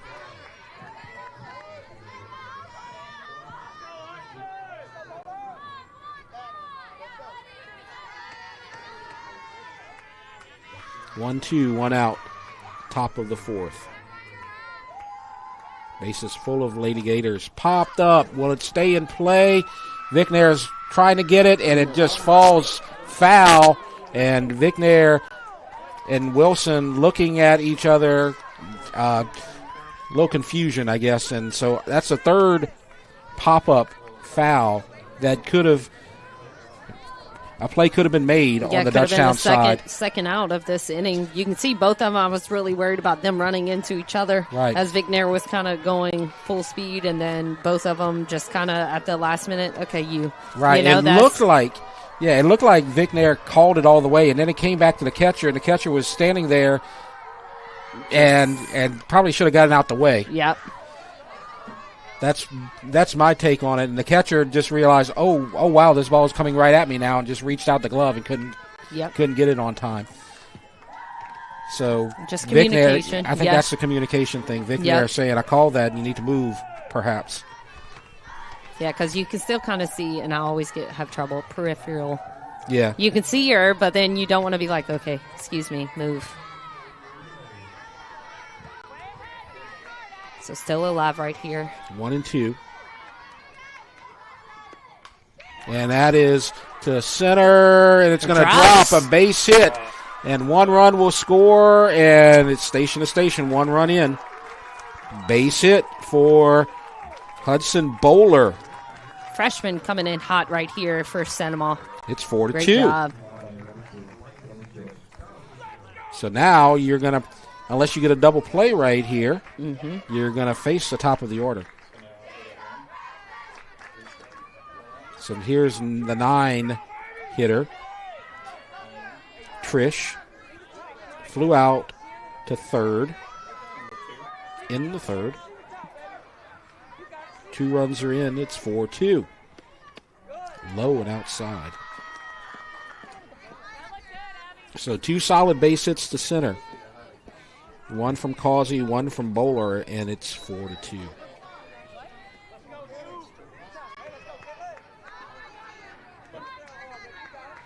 So, want to put an asterisk by that one, Jolie, because that one should have been a pop-out. Yeah. Should have been the second, but... And there's a shot to right, and it's caught, and the runner is tagging, and it's 4-3.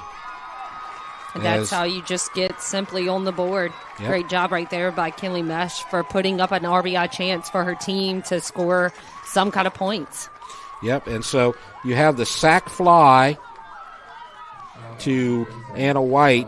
White had a good throw, but had no chance to get Mesh at the plate. And so now with 2 outs and the tying run at third, as Causey advanced to third on the sack, Moran comes to the plate.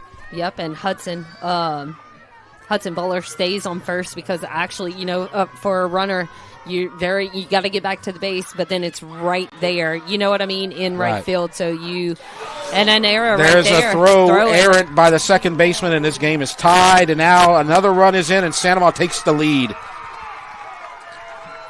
All happens. An error by, I believe that was the first baseman throwing to second. Yeah. Throwing to the second baseman who was covering at first. Yeah, great job to go down the first base line. Like I said, yeah.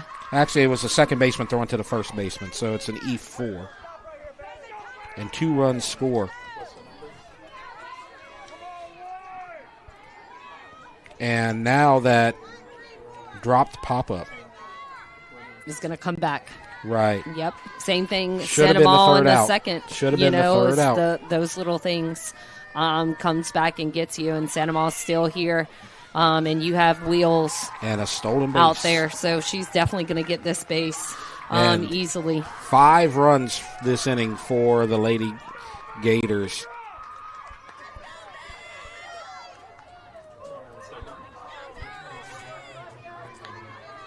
Bailey Decato right here with just 1 ball, no strikes, 2 outs. So 1-0, and potentially the 6th run this inning at second, fouled away.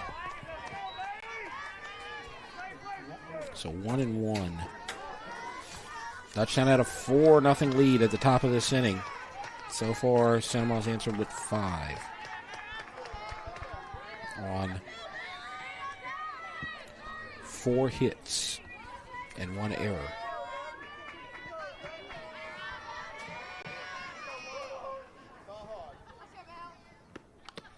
And trying to slap one in the dirt. Yeah, I think it was foul, then off the catcher, then, kind of foul tip went right onto the catcher's thigh. This is Bailey Ducote, and it's grounder to third. 2 strikes here in the 4th inning, and this game has gotten very interesting very quickly. And this is high school sports right here. This is what we expect from Dutchtown and Sandoval when it comes to softball. Yep.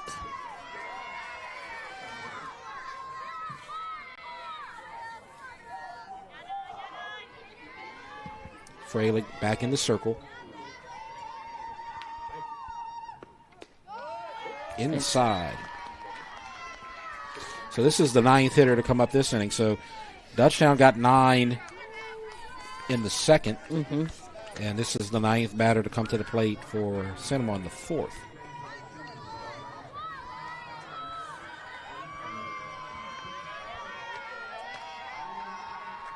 Which, when you're keeping score, you don't want it to get to batting around.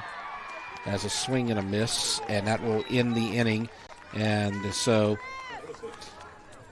Sandoval got 5 runs in that inning, and they got it off of 4 hits and an error, and left the runner at second. So now Sandoval has the lead, 5-4 in the bottom of the 4th. And here in the bottom of the 4th, as we are between at-bats, let's talk about the game of the week schedule coming up. Yeah, so next Tuesday we're going to go to East Ascension High School and watch EA take on Prairieville High School in softball. The next Thursday, Dutchtown goes to Prairieville baseball. And then the following Tuesday after that, the following Tuesday after that in 2 weeks, Sandoval at Dutchtown baseball. So definitely spring season has come upon us to where it's softball, baseball, track, gym, all of that, happening. Totally different vibe on campus when it goes to your spring sports. And Rev, going live for this is great for our community, especially for people that cannot make it out on a cold night or something like this, or is at the track. I've gotten a few text message, hey, love hearing your voice. We're at the track meet, so we're getting to see what Sandoval and Dutchtown's doing. So pretty cool that Rev does this. So those 3 games next week, the next 2 weeks are going to be softball, baseball, and baseball. So that's what we get once we hit that spring schedule. There's still one left in the winter sports, and that's EA boys basketball. They're going to take on Central in the quarterfinals, and so we'll keep track of what they're doing as we go this week and possibly into next week. I'll be at the Prairieville East Ascension game with Jonathan Moore, and then you'll have Mike Moeller and Jimmy Frederick doing the baseball games next week. And so now you have 2, 3, and 4, Sophia English, Jenna Blanchard, and Abby Freilich. And they're going to be facing Kendall Landry. And not on Rev Game of the Week next week, but that reschedule from this Tuesday, Dutchtown versus Prairieville softball, will be rescheduled to next Tuesday, the 10th. Yeah, that's Monday, actually. Yeah, Monday. Yes. So, the 10th. So there you go. Prairieville is going to play back-to-back. Monday versus Dutchtown at Prairieville, and then at EA on Tuesday. So that's going to be a big stretch for that team. Swing and a miss. Well, actually, it's fouled away. I shouldn't say that. Swing and not in play, but I should probably say.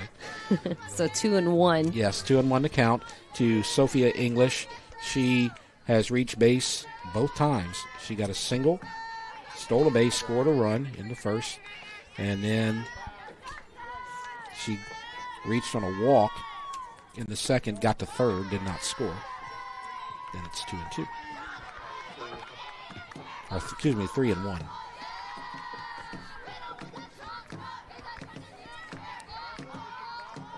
Blanchard and Freilich also coming up this inning. There's a strike. Oof, she found that outside. Right.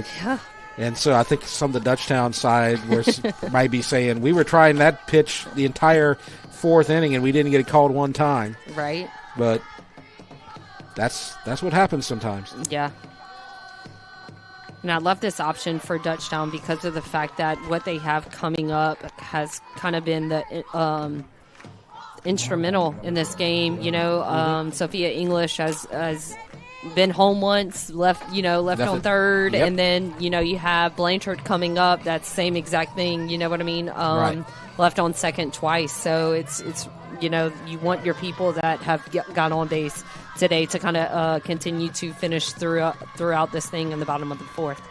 So English reaches on a walk, and she is on base all 3 times as Blanchard squares, takes a ball, and she's reached base both times, like you were talking about. Got a single, and then there was an error on the throw home to the catcher.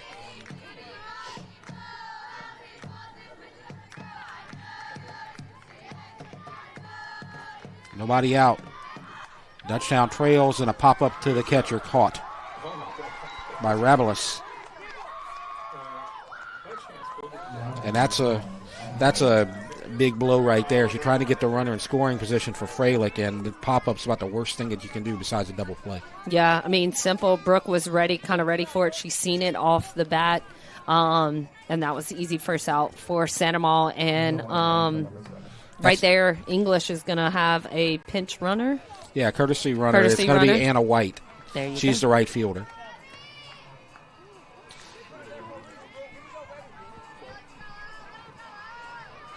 We talked to her dad before the game. Yes, we did. Tommy White. Not Tommy Tanks, but the other Tommy White Papa. who lives in Prairieville. He's going to love that we said that. Real good guy. Now we're going to have Abby Freilich at the plate.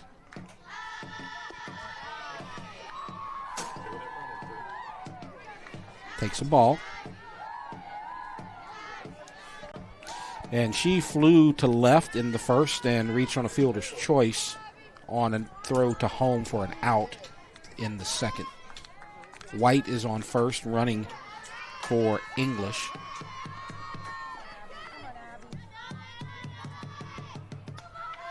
And that is popped to second, and Causey makes the catch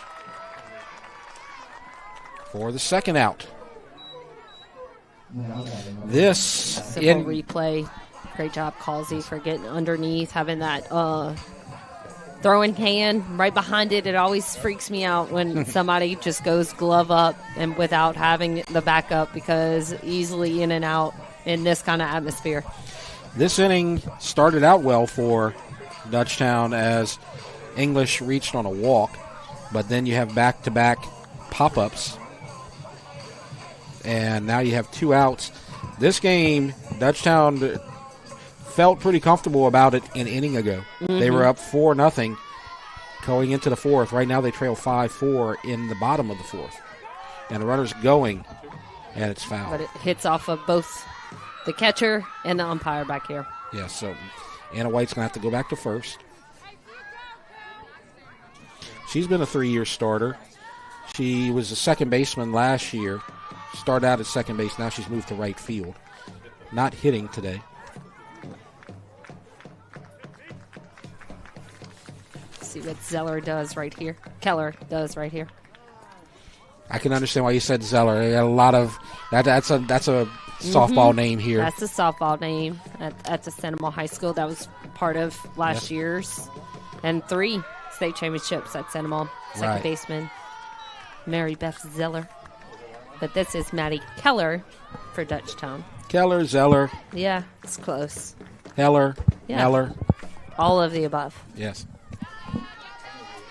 We apologize. 1-1. And the runner's going, and that ball goes into center field, so an easy stolen base. Very nice, Moran. Way to be back there to help your catcher out. Yes. Because I think somebody, Radlis heard someone behind her say going, and she just popped up and threw and wasn't really near the bag where it needed to be for Decato at shortstop. So White gets her 3rd stolen base of the season, and now the runner's in scoring position. And a little running swing. Miss. And the count is 2-2. So Keller, she's been caught looking twice. Mm-hmm. I don't think that's going to happen here. I don't think she's going to leave the bat on her shoulders right here with a runner in scoring position. And 2 outs. Yes. She's going to foul it away. She's going to take her cuts right here. Someone's car. Yep. Nope. I can't wait until we get to daylight savings time. Me too. This being dark at 6:29 is for the birds. I know. I feel like I'm punished. Exactly. Like I need to go inside. Well, you're working with me, so that's kind of a punishment. Popped. Will it stay in play? No I don't think so. Yep, it's foul territory, but all 3 Gators right there. You had Johnson, Decato, and Trish all right there. Yeah, this darkness at 6:30, we only have a few more days of it. Right. But now we're going to be going to school in the dark. Ugh. But that's okay. In about a month, we won't be. Yeah.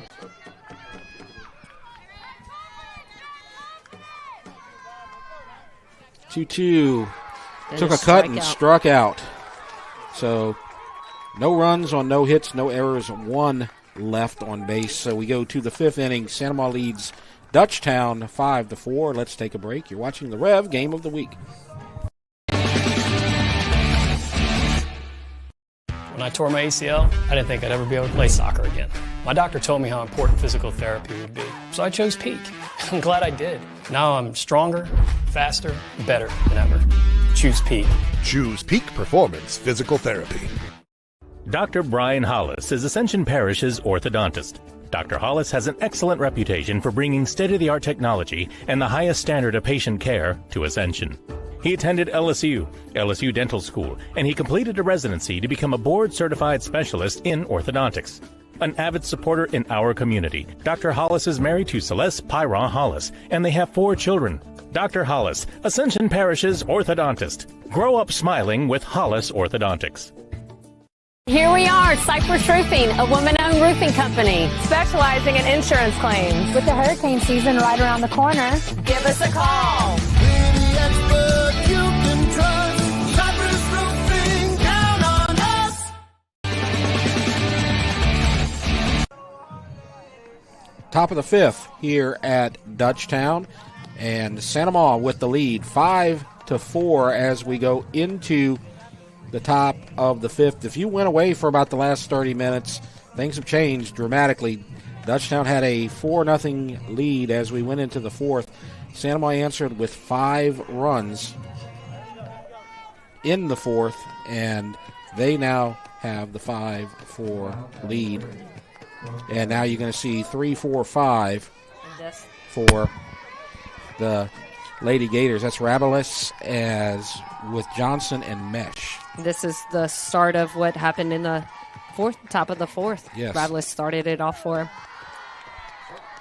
And now Fralick's getting that corner. So I think the umpire kind of opened up the strike zone a little bit since that top of the 4th inning.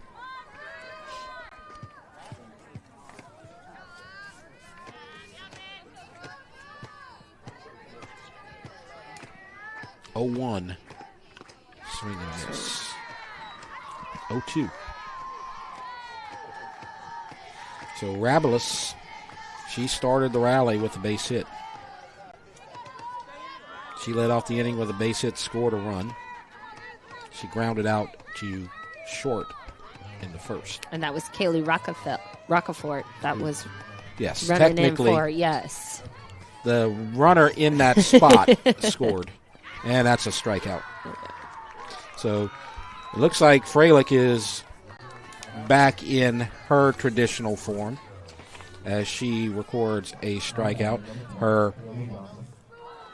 6th strikeout of the game, which is pretty routine for her, as we are now going to see Olivia Johnson. She struck out, she walked and scored. She found that outside. Yep. Beautifully done. Exactly. I think after nibbling at those corners, she finally found the sweet spot. 0-1. I think what also helped her is going in that dugout, while you're batting and your teammates talking to you. Like, Yep. Come on, you got this, things like that. I mean, she's blowing it by them now. Yep.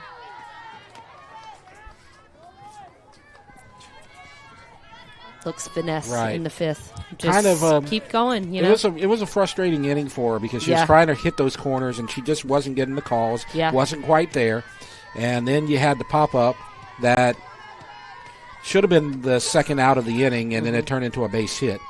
Yeah, and then you wasn't hitting it, so you were kind of Right. forced to go middle or inside, and Yeah. that's where Santa Maria was looking for him and to Right. get those 5 runs. So what I was talking about right there was a pop-up that was close to home plate, in foul territory. The third baseman called for it, but could not get to it.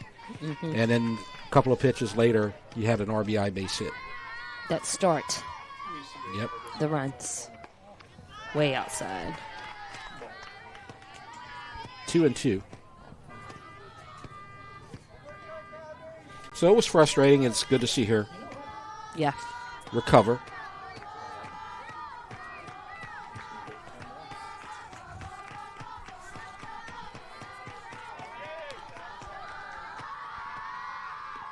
And a swing and a miss, and she's got back-to-back strikeouts, number 7. That's actually 3 in a row. Mm-hmm. And she got Ducote to end the 4th inning, and now she's got Rabelais and Johnson strikeout victims. And 3, now Mesh. 4, and 5. Yep. Striking out 3, 4, and 5. She's already struck out 6 one time. Or, excuse me, struck out 2, 3, and 4. Mesh is the 5 hitter. She struck out in the 2nd. Yep. And she singled and scored in the 4th. Fouled away. She's hitting. Yep. Right on top of the DP. So Fralick in the circle right now. She's pretty much the only pitcher of note for the Lady Griffins. Brooke Vicknair, the third baseman, has thrown 5 innings this season. She's 0-1 on the season.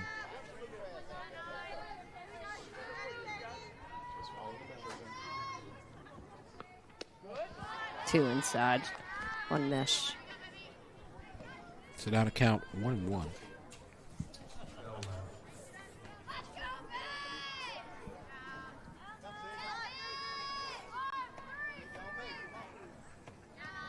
Freilich steps back.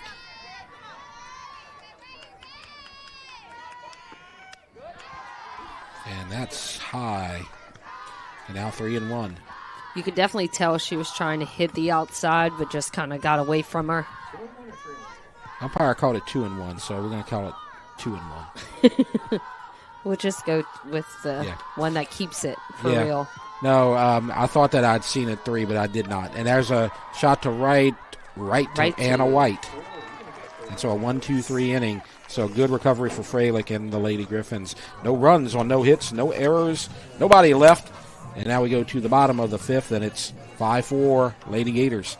And speaking of the Lady Gators, they're going to be showing up on our broadcasts here in the future. Yes, so some upcoming Santa Ma games on Rev Sports live streaming. In 2 weeks, Santa Ma baseball comes here to DUTCHTOWN, and then in 3 weeks, DUTCHTOWN at Santa Ma softball, and I'll be definitely covering that one. And then in less than a month, EA plays at Santa Ma at 5 p.m. And then in over a month, Prairieville comes to Santa Ma High for baseball on April 8th. And so we'll be covering those games on the Rev Game of the Week. And we talked about the Santa Ma Invitational earlier. That's going to be played over at Butch Gore. And we talked about how Santa Ma and some of the other teams in the parish are going to be playing. Santa Ma, we talked about Friday night at Butch Gore Field 2. They're going to be playing Destrehan. On Saturday, they're going to be on Field 2 as well, as they're going to take on Opelousas Catholic, and then also later in the day against Airline. So they're going to be playing at least 3 games next weekend at that tournament. When you're the host team, you get to play 3 games. Yeah. It's always, we always giggle because it's either the first game and the last game. Or you find like a middle because a team wants to play first or something like that, to have an earlier day. But, Brooke Vicknair up right here for the Griffins. And this is Vicknair, Pontiff, and Wilson, 6, 7, 8. And Vicknair's reached twice. She reached on an error where the third baseman dropped the pop-up, got to second on the error, and then she was hit by a pitch on the elbow. She scored a run. And it's 1-1.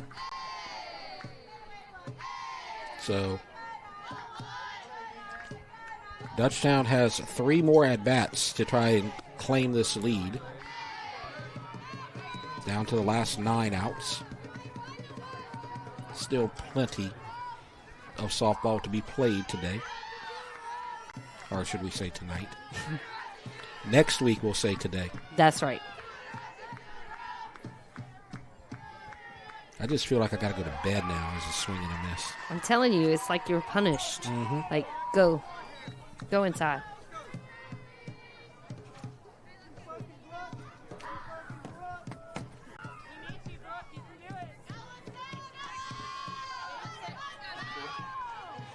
So 1-2.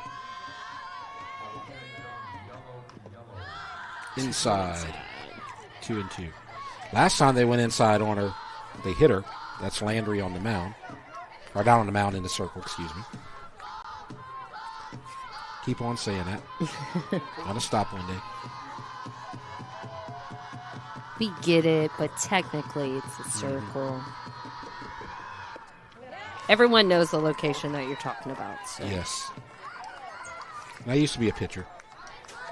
So I used to be on the mound.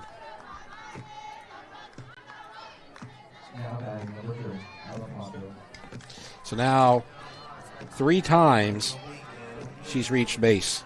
And she's reached base 3 different ways, and none of them were a hit. Yep. She was hit by a pitch. She walked and reached on an error. And now Pontiff comes up, and she scored a run and got a single in the second and had a sacrifice and tried to get a sacrifice right there. Yep. Unsuccessful, and it's 0-1. Probably get one more chance to drop the bunt.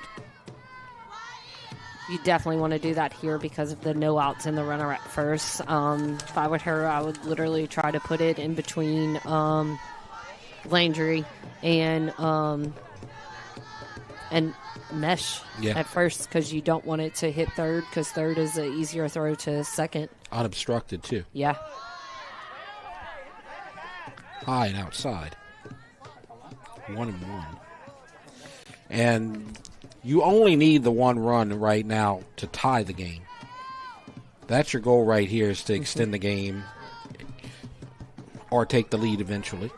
You need to get that runner from first to second to get you that better opportunity and to get out of a double play. And now she's swinging. Slaps it foul. 1-2. Note to self, if you ever come to Dutchtown High to watch a softball game, park behind the school. Like, touch the school and walk. Absolutely. I just seen that ball go all the way to the football field.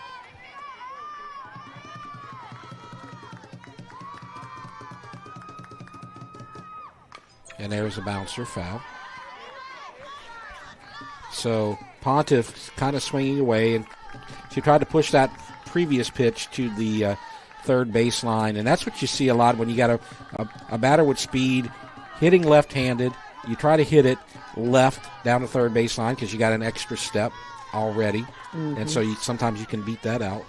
And that's very effective in softball, more effective than it is in baseball. Outside.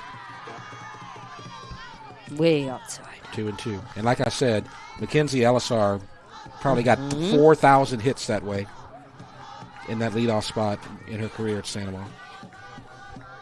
Up in Eunice now, playing for the Bengals. And there's a grounder to second, and they may get a double play out of it. Nope, just they one. do not. There's 4-6 on the force to second, and Pontiff reaches on fielder's choice. I was good right here, both by Calsey and Dakota, right here. Just because if Calsey, though, could have got it out a little bit quicker, that double play would have had it. But I feel like Calsey kind of was running into second, that it was like, Dakota couldn't get through it, you know? Right. Kaylee Wilson at the plate. She walked. She flew out to right. Has a runner at first. Didn't show bunt right there.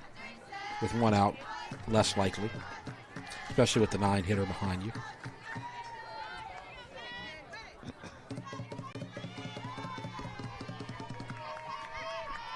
(1-0). Bouncer to short.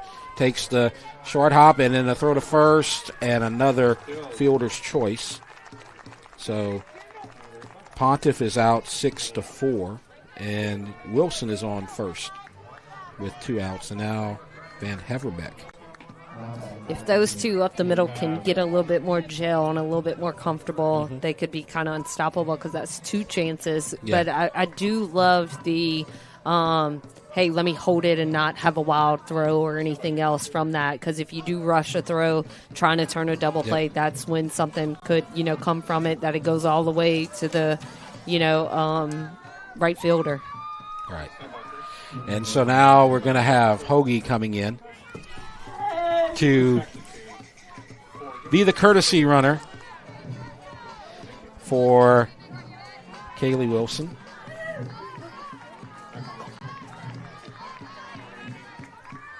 And I'm glad that I made your day.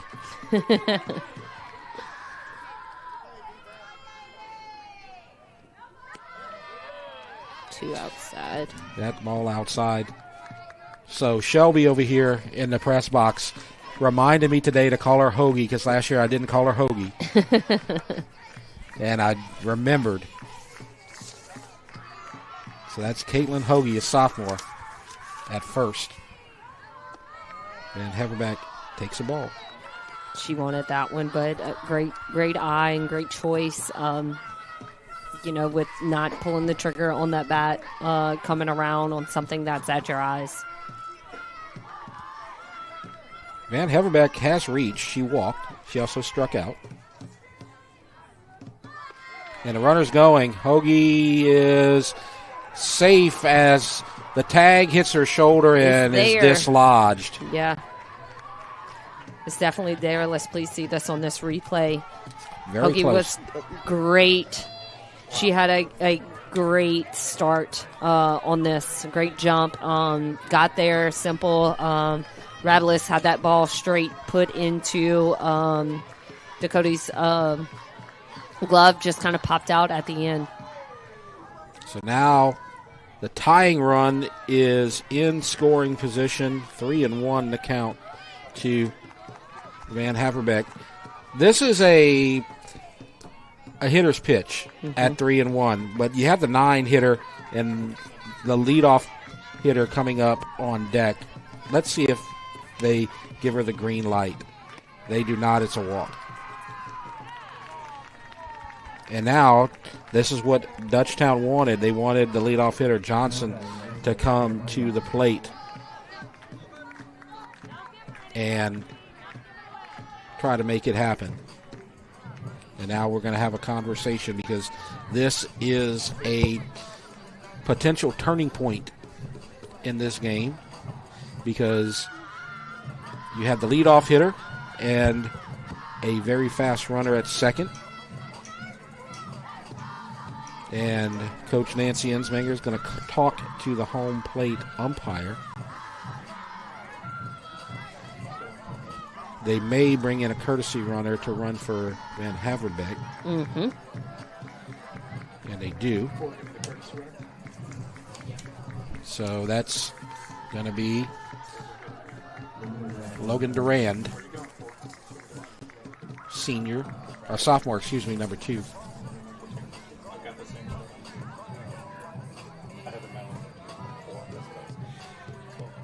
So that would be the potential go-ahead run. Santa Monica does not want to give up extra bases right here. They just want to get an out. Base hit will hurt them. Extra bases could be very costly. So they're going to talk things over. As you see Amy Petrie right there talking things over with her team. Yeah, you definitely want to come in on here. Great job by Coach Petrie to come in the mound to your freshman that's out there, kind of leading the pack and the infield. You want them to understand and know every possibility and that they have it because they look at the scoreboard 5-4. They did that all in the fourth inning. 1 inning ago. Right. Don't forget about what you've already accomplished and done in this game and continue to keep going. Kendall Landry in the circle. High. Inside.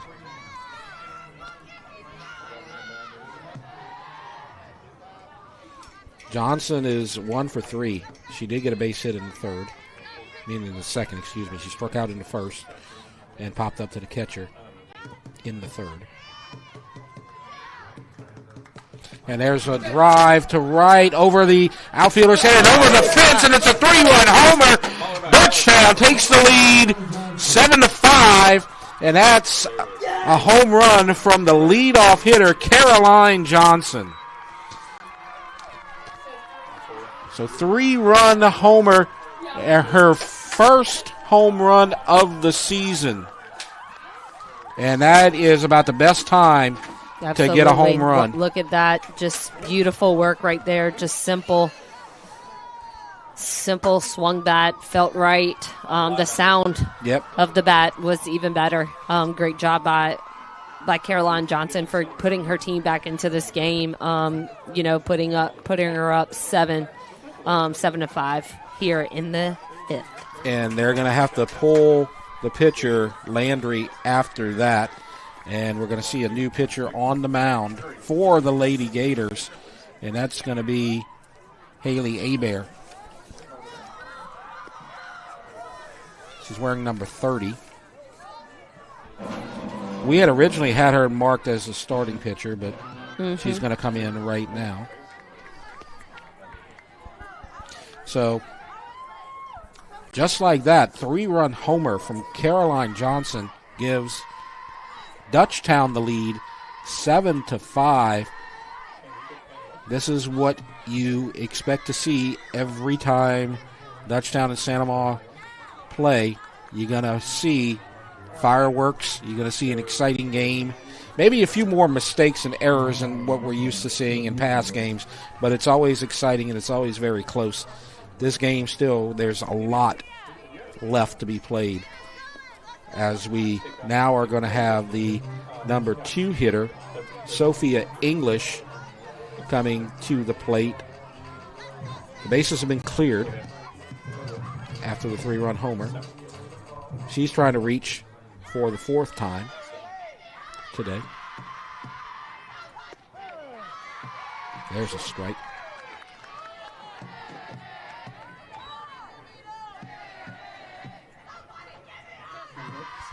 Single, walk, and walk. 1 run scored. Count 2-0. Or 1-1, excuse me. Stay with the home plate umpire. Yeah. Not the scoreboard. And there's a little nubber off the end of the bat. And it's 1-3. And so Abear does her job coming in and putting out the fire. 3 runs, though, for Dutchtown on the 3-run homer by Caroline Johnson. So that's going to be 3 runs on 1 hit. And what a hit it was. Nobody left on base, no errors. And so it's 7-5. Dutchtown will take a break. You're watching the Rev Game of the Week. No one teaches you what to do immediately after an accident. Once everyone is safe, your first call should be to an attorney, not the insurance company. Don't let the insurance company take advantage of you at your time of need. Call the Title Law Firm. We'll walk you through what you need to do in real time. But you can take advantage of the Title Law Firm's 30 years of experience. Before you call your insurance, make a free, no-obligation call to the Title Law Firm. Call 756-0007 when you're injured. You gotta call Title.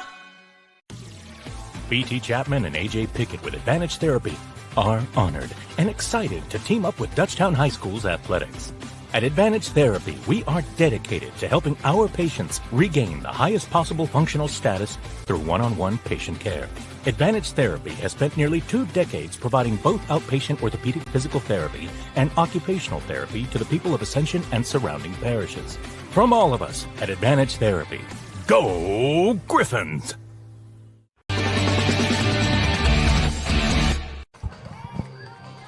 We go to the top of the 6th at Lady Griffin Field in Geismar, and now Dutchtown has reclaimed the lead. It's 7-5 after a 3-run homer by Caroline Johnson, as Dutchtown scored the first 4 runs of this game, took a 4-0 lead. Santa Ma responded with 5 in the 4th, and then in the bottom of the 5th, Dutchtown scores 3 on the home run, and so now it's 7-5, and now Dutchtown is 6 outs away from a potential victory, as 6, 7, and 8 are coming to the plate. So you get Causey, that kind of started that RBI. And there's a bouncer, little base hit off of the bunt right there. And that's, you're right. That is super fast. Yeah, she puts it down and just uses her speed. Why not use somebody like that with wheels? Put it down and then let, your team behind you finish it up for you. And so that is the second base hit for Causey. So she is 2 for 3 on the day. Now Decato, who is the starting pitcher,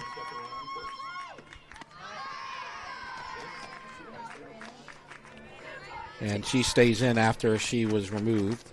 Yeah, Wilson definitely needs to keep checking Causey. Yes. Right there on first. And so she is the tying run at the plate. Single and a strikeout. Low.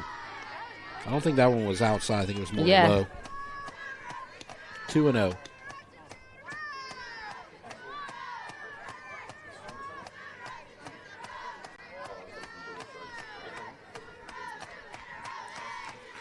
The pitch. Strike. Right at the knees. 2-1. I always love that the umpire's here to remind you. Mm-hmm. Soccer, you got to wait to 2 minutes just to know how much time's left. Exactly. You don't know what's going on. You don't know what.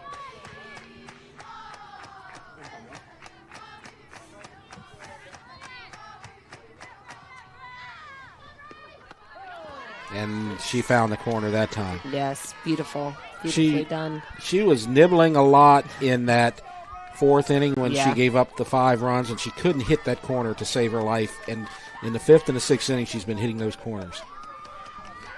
Kind of weight lifted off, too, yep. with her team scoring, 2 additional runs there in the 5th. 2-2. And there's a drive to second, caught by Van Haverbeck. Done. And they nearly doubled Causey off of first. Yeah. Oh, that was a rocket right off of. Beautifully done. So Causey has to stay at first. And now you got 8 and 9. And if you remember in the 4th inning, I said this is the position that Dutchtown wants to be in because you're going to face 8 and 9, and then 8 got on base, and then 9 had to sacrifice. Yep. So maybe it's not. Let's see if they can convert a second time. I think any position here in District 5-5A, it's going to be difficult. And there's a base hit again. As you can see, that's 8. It's everybody can hit if you're 5-5A, competing at the level that they do each and every single week.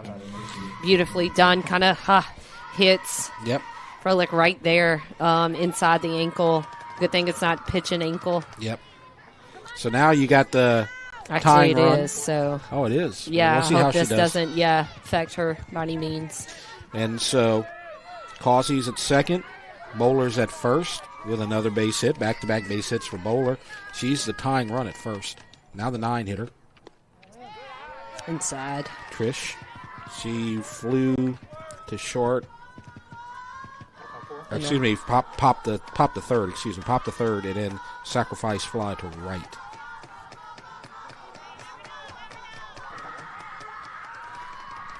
One out, 2 on, 7-5. Dutchtown.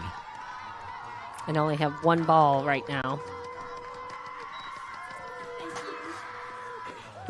There's a strike on that outside corner. Like I said, I think she likes to hit it every, for every batter. Oh, let me try it, and then let me let me let you see. She's got that spot back. She lost it in the 4th. It's okay. Yeah, definitely so. That's still the only inning that she's given up runs. Yeah. But she's in a tight spot right here. It's getting to be do or die with these last 2 options. And you want to get the out right here. And there's a bunt for a base hit. Great option right there. I kind of called that earlier. Said you need to get it in between the pitcher and the first baseman that's charging in, because that second baseman is alleviating her space and going to first. No one is there. Beautifully done by Kinley Trish. Just simple, pushes it past, makes second baseman right there go back to get the ball. Great opportunity. Now we got bases loaded for the top of the lineup. Yep, and I said 8 and 9 is what you usually want to face when you have that situation. And in the 4th, they delivered, and in the 6th, they deliver. And now you have 1 out and the leadoff hitter at the plate, probably looking to slap one toward third. That's Riley Moran. And she was the one who reached on the error on the throw to first on the bunt. Yeah, Riley with a batting average of a 480 right now. So, I mean, she's used to this position and getting on base. And she's taken 2 balls. 2-0 is the count. Infield playing in. Outfield playing in. They don't want to give up any runs right here. They don't want to give up 2 and tie it. Great option against a slapper. Right. We've seen her already go over the third baseman in the first inning. Now they're just wanting to just have it to where if it goes over their head, she attacked it. Right. But Riley is known for kind of getting through and finding the gap. So let's see if Riley can find it right here for the Gators.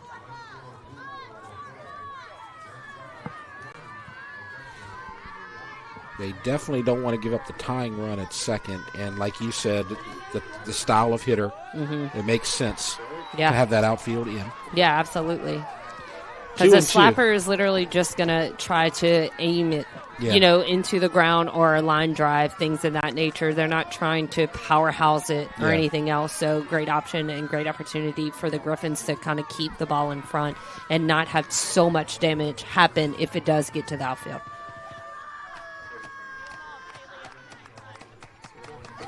2-2, 1 out. She went around, and that's a strikeout. That's a big out right there. That's the second strikeout from Moran. So 2 outs, bases loaded for shortstop Bailey Ducote. That was the 8th strikeout for Fraley. Now Ducote, and now with 2 outs, the infield drops back a bit.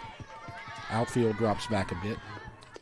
Although they're creeping up because that 2-hitter, we saw her slap one at the third baseman earlier. Yep. She's actually done that twice. She's grounded to third twice and then struck out. And it's a kind of good thing that Riley calls these at third just in case it does come line drive. She's a little faster and can probably get out of the way. Yep. And she swings, and it's going to be a bouncer. And that was a safe run scored, an infield hit. That ball had some English on it, and I thought it was going to go foul. Nope, it stayed. Well, I think for the Gators right there. Right, I think that ball could have been going foul, but the first baseman picked it up very quickly. Yeah, as she's playing in, trying to make the play at the plate. Maybe I think that would have probably stayed in, perhaps. But that was a judgment call.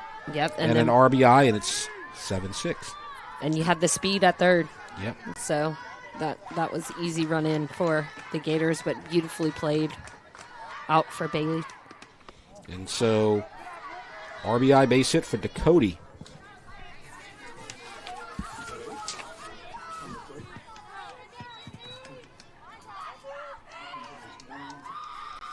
Picks up her third RBI. And it's 1 ball, no strikes, 2 outs, bases loaded.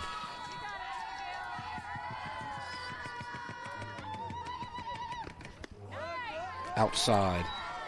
Wilson tried to frame it. So 2 balls and no strikes. Tying run is 1 base away at third. Go-ahead run is at second. Foul. Oh, she wanted that one. Yep. And she had a good, healthy cut at it. She just missed it a little bit. So now Coach Petrie is going to have a talk with Rabelais.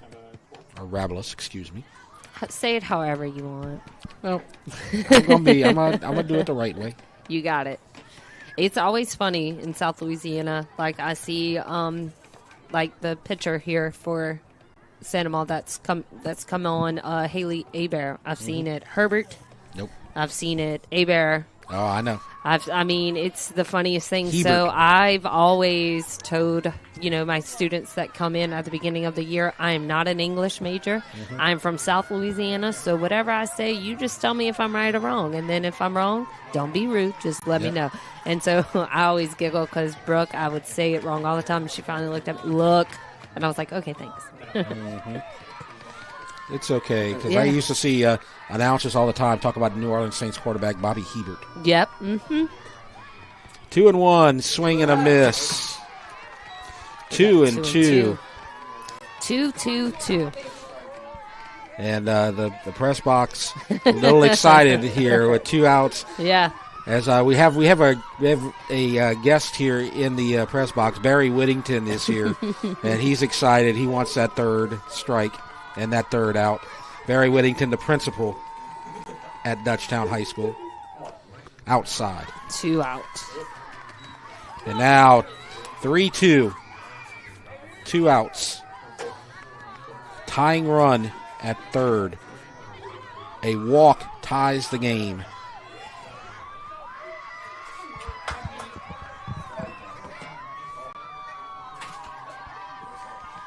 Bowler at third, Trish at second, Dakota at first. In the circle, Freilich delivers. And there's a base hit to right center, to the gap, and 3 runs are going to score, and Santa takes the lead 9-7 on the 2-out bases clearing double by Brooke Rabelis. She had a hitter's count coming on 3-2. She, you know what I mean? She made it. She made her work for it and found it, and that was a great job by Brooke setting up her team and going up 2 more runs. Yep, and that's a 4-run inning so far for Santa Maria. They got 5 in the 4th. They have 4 in the 6th. They now lead 9-7. That is the 4th lead change of this game. Coach Nancy Insminger in the circle, talking things over with the team, probably telling them it's a 2-run game. We just got a 3-run homer in the bottom of the previous inning. Yeah. Everything's okay. Everybody relax. Just simple, like don't let big hits kind of define who you are this early on in the season, this early on in district. Continue to fight, continue to battle. You still have a whole 2 innings to bat and prove, Santa Maria, hey, y'all was just lucky this round. Exactly. Olivia Johnson at the plate takes a strike. And Kaylee Rockefort is back pinch running for Rabelis. So Rabelis answers Johnson's 3-run homer with a 3-run double to the gap. High and inside on Johnson. 1-1.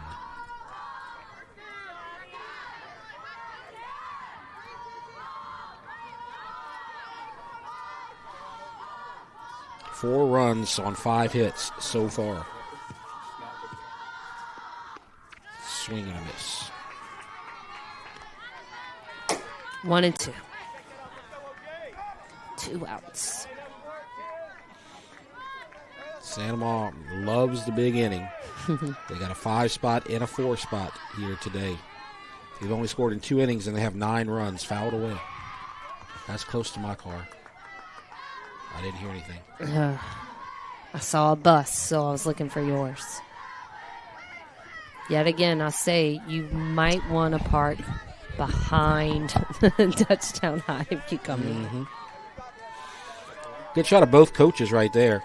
You had in the foreground Coach Petrie and then Coach Insminger in the back in the dugout for Dutchtown. Did not bite. Great eye. 2-2.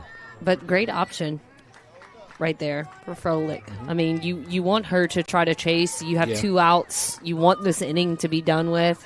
Make the batter make the mistake. 1-2 is always a pitcher's pitch. Now 2-2.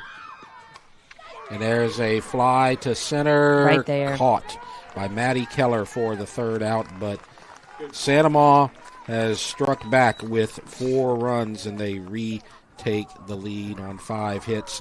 No errors and 1 left. So now we go to the bottom of the 6th, and it's 9-7 Santa Maria as we go to the middle of the 6th inning and talk about what Dutchtown's going to play here on the REV Game of the Week in the future.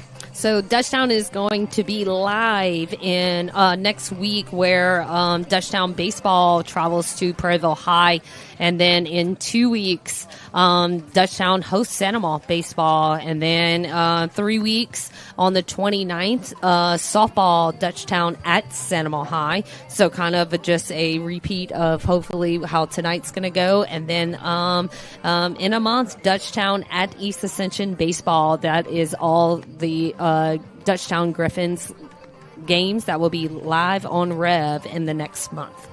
So, a lot of action for both Sanoma and Dutchtown on the REV game of the week in the future. And right now, Sanoma is 6 outs away from victory, as they finished very strong in that one. Absolutely, as Haley Hebert got the last out in that 5th inning, and she's back for the 6th inning. In the what? On the mound or in the circle? In the circle. So proud of you. Thank you. I appreciate that. And so it's going to be tough, though, because it's going to be 3, 4, and 5. Jenna Blanchard, Abby Freilich, Maddie Keller. Right now, Hebert would be the winning pitcher if she can get the last 6 outs of this game. Yep, and I absolutely love this for the senior. You kind of had to be back into a few of them the last 2-3 years, getting her moment during Dutchtown, your first district game of the year. Yep, and that pitch, the umpire asked for an appeal to the first base umpire. They said, first base umpire said, did not go around, so it's 1-0. And one other thing about that you're talking about here with the senior coming in the first district game, as the next pitch comes, swing and a miss, that's a strike, 1-1. This is important for Sanoma for kind of like personal bragging rights reasons, because if Dutchtown wins this game, that's going to be 3 in a row against Sanoma. I don't think very many teams beat Sanoma 3 games in a row. No, doesn't really happen a lot, and I think it's, just a testament to what Coach Insminger has done here at Dutchtown. Yep. Yes, she's been here 19 years, but to truly develop a program, it has to grow. You have to nurture it. You have to do so many things, and, Coach Insminger has that poise and, just kind of what she does with herself, because she has won 2 state championships, prior to coming to Dutchtown.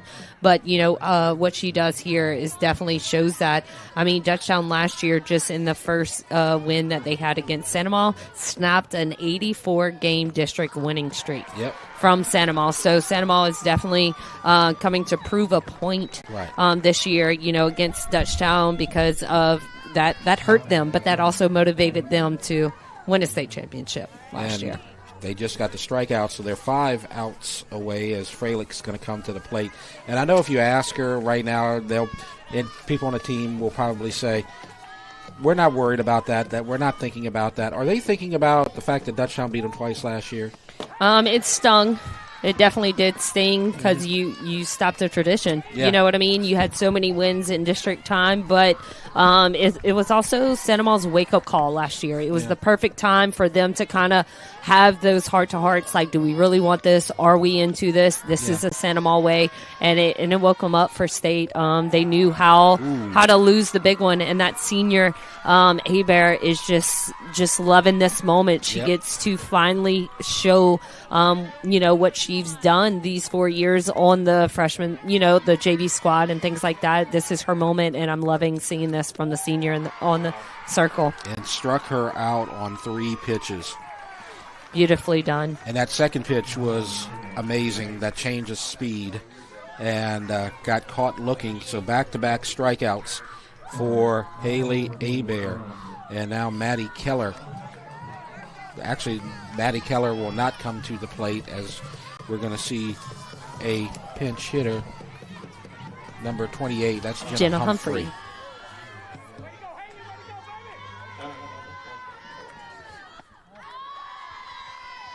And so she takes the ball. And Jenna is a senior, so she knows and understands this excitement of playing Sanoma, again, the next year.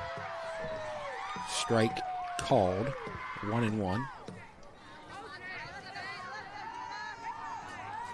9-7 is our score. Sanoma. Low. 2-1. That's the only thing after you just dealt with 2 strikeouts. Don't get too overheady, heavy on your head. Just simple, one ball, 1 strike at a time. Don't let it get too much to you. Slapped foul. It's 2-2, 2 outs. Nobody on.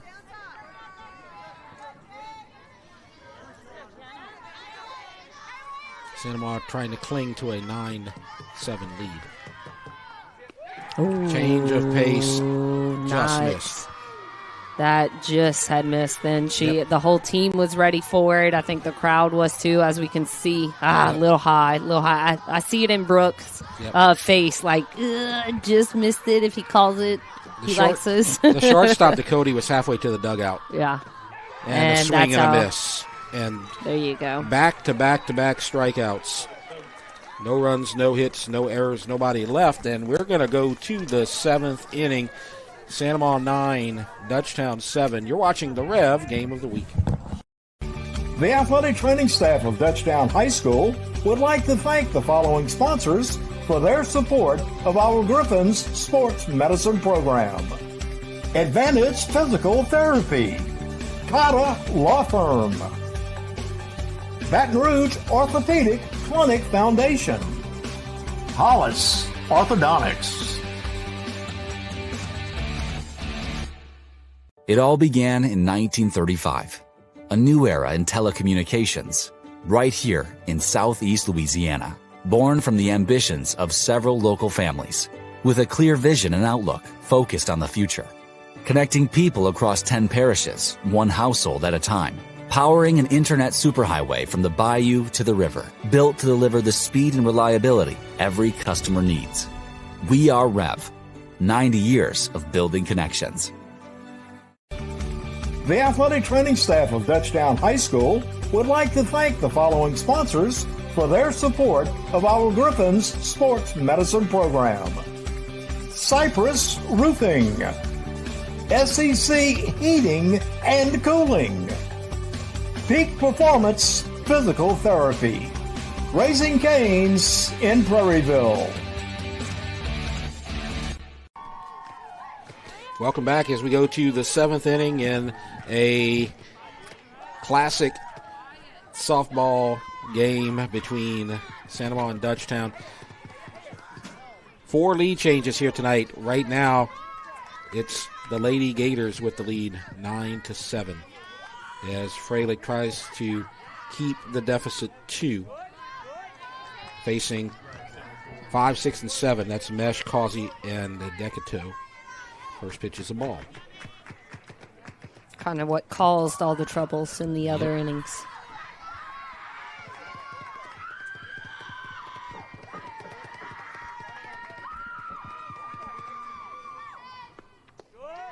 Ball 2.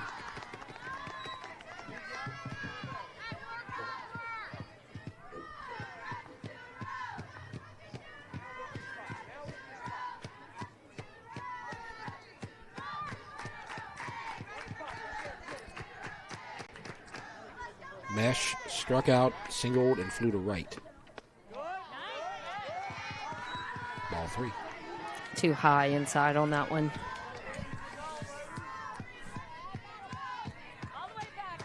So a little bit of trouble here.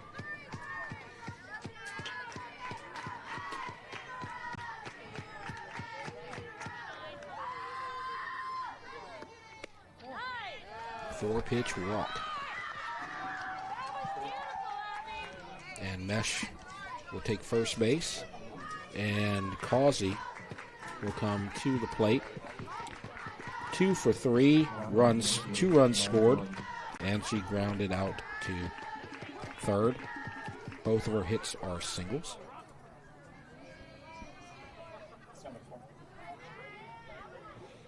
Coach Petrie talking things over. We're going to have a pinch runner, courtesy runner, right here. Number 27 checking in. Rockfort.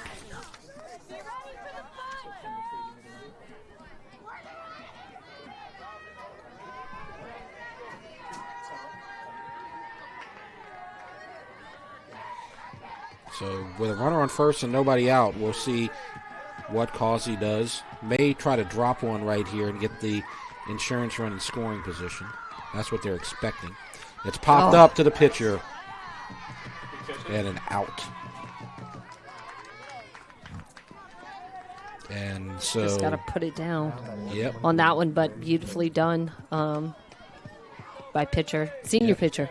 Exactly. For Dutchtown. I love this opportunity for her. As you can see on this replay, she was there.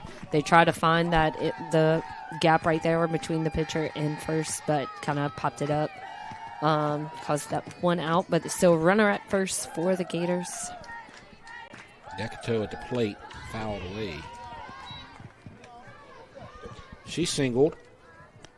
She walked, or excuse me, she struck out. And she popped up to second. You get a good shot of her right there. Ooh, that was the line drive. The rocket. Yeah, the shot that Van Haverbeck grabbed. Yeah. High. 1-1.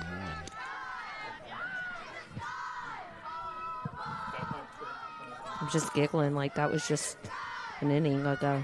Yep. It feels like it was like 30 minutes ago or an hour ago. Yeah. Feels like it's about 11:45 at night right now. Punished. Fly to right. There's some trouble, and White's not going to get to it. Runners advance to second and third as the shortstop Johnson can't grab it. May have had a play at second base, but they do not, and now the double by Decato, runners on second and third with one out. As we see here on the replay, the throw was on time, and they had just fumbled she was a dead she duck would have been right out. there. Yeah, definitely going to be another pitch runner right here. It looks like. Yeah, they've already used. Yeah. So we go on to 19, Devin Rockefort. Tanner. All right, Devin Tanner.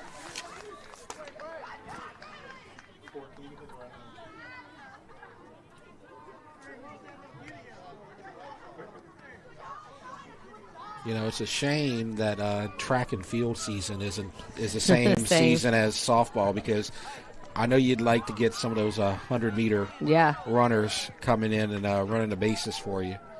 I always giggled. I said soccer players would be great too, but they also run track, so that's why they're not as many anymore. But they're all pretty fast, regardless. And now, the most dangerous part of the lineup, 8 and 9. Has been so tremendous for the Gators. Right. Little freshman and a sophomore, and doesn't matter your age, weight, height, nothing. Nope. It's what you do when the time is called for you. And there's a fly to left, and we'll see if they tag. They do. The throw to the plate, and they're out. And so the fly to 7. And the sacrifice unsucccessful 7-2. Yeah, that was 3 outs already, though. Yep. Yeah, so that's the third Coach out. Petrie is like, man, what? Like, why did you just throw to third and we were out? Yeah. So that's 2 outs, and this is third.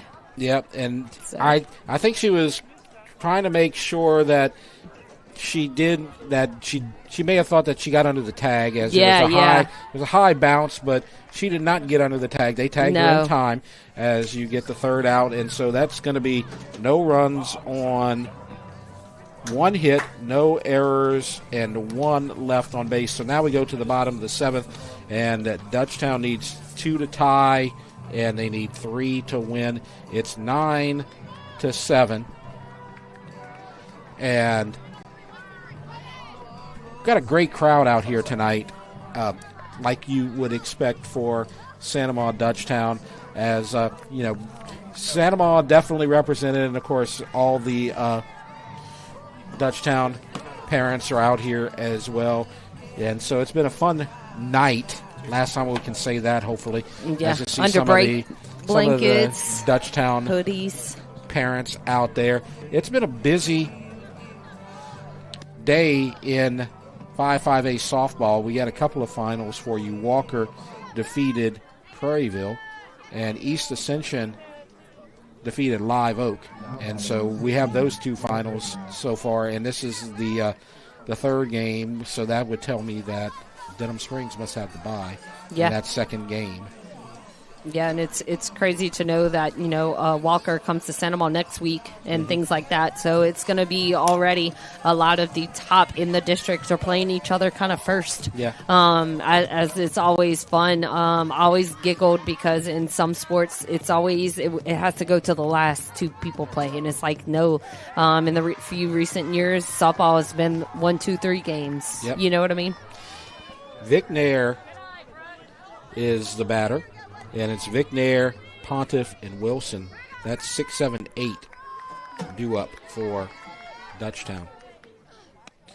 And it's a count 1-1. And what I'm curious about, we told you the final scores today, and this is a team that got really hot late in the season, and that's East Ascension. They look like they're a challenger for a district title this year. As a swing and a miss. Senior is still filling it right there in the circle, Jeff. Yep. Absolutely. You're going to get it. I know. I love this. I know. All right, 1-2 is the count.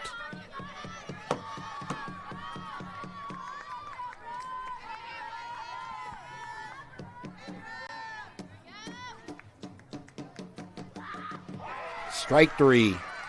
And that's 4 strikeouts in a row for Haley Abear, and she is 2 outs away from getting the win in the circle.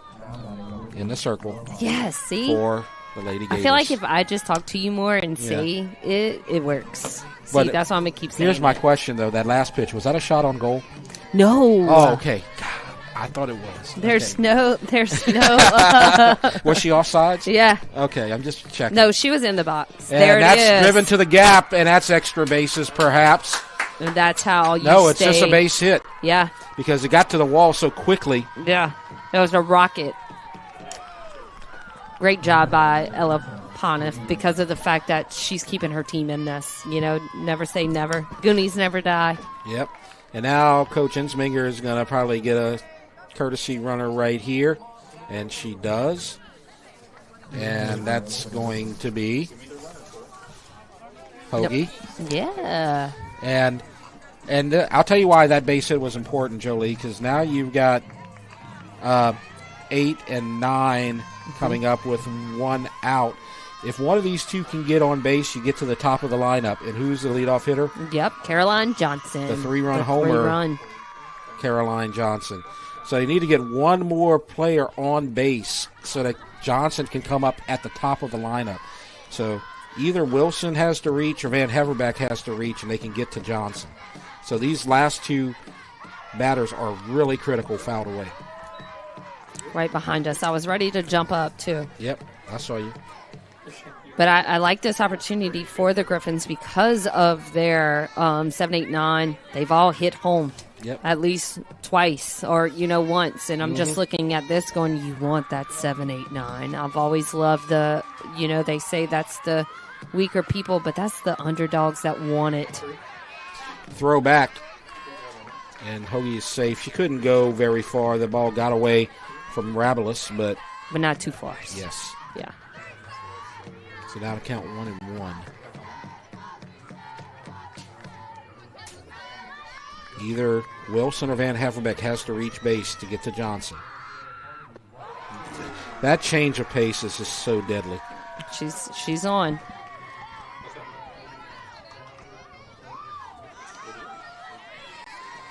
She was 5 feet ahead of that pitch.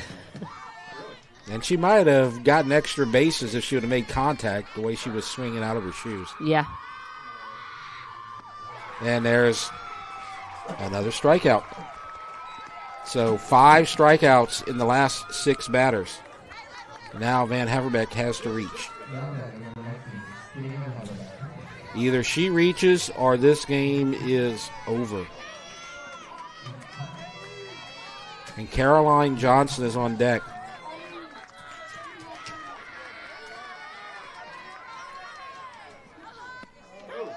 Low. Hoagie running at first for Pontiff, who hit one to the wall but only resulted in a single because it was so hard hit. Change up, strike.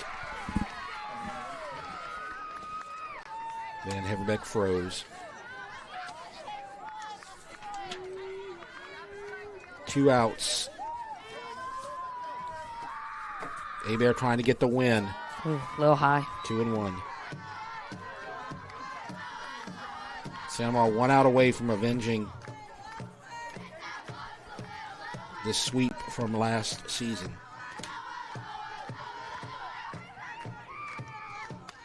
Fouled away. That was a hot shot. And now I'm pretty sure everybody in the first base dugout just jumped out their skin on that one. So Headed now, straight for him. So now you are 1 strike away from getting 6 outs in a row on strikeouts.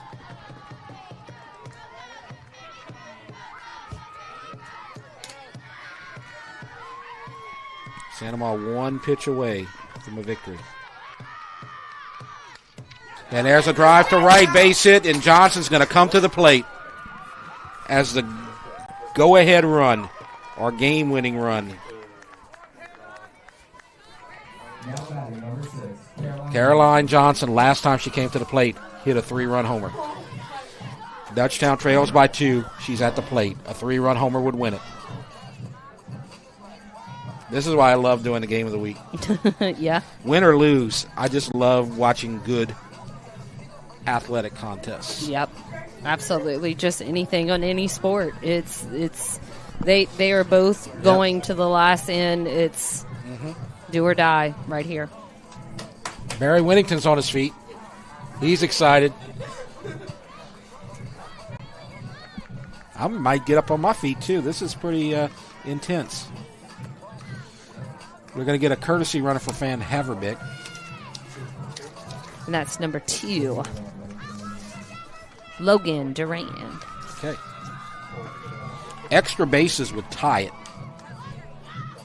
because they're going to go on any contact. Yeah.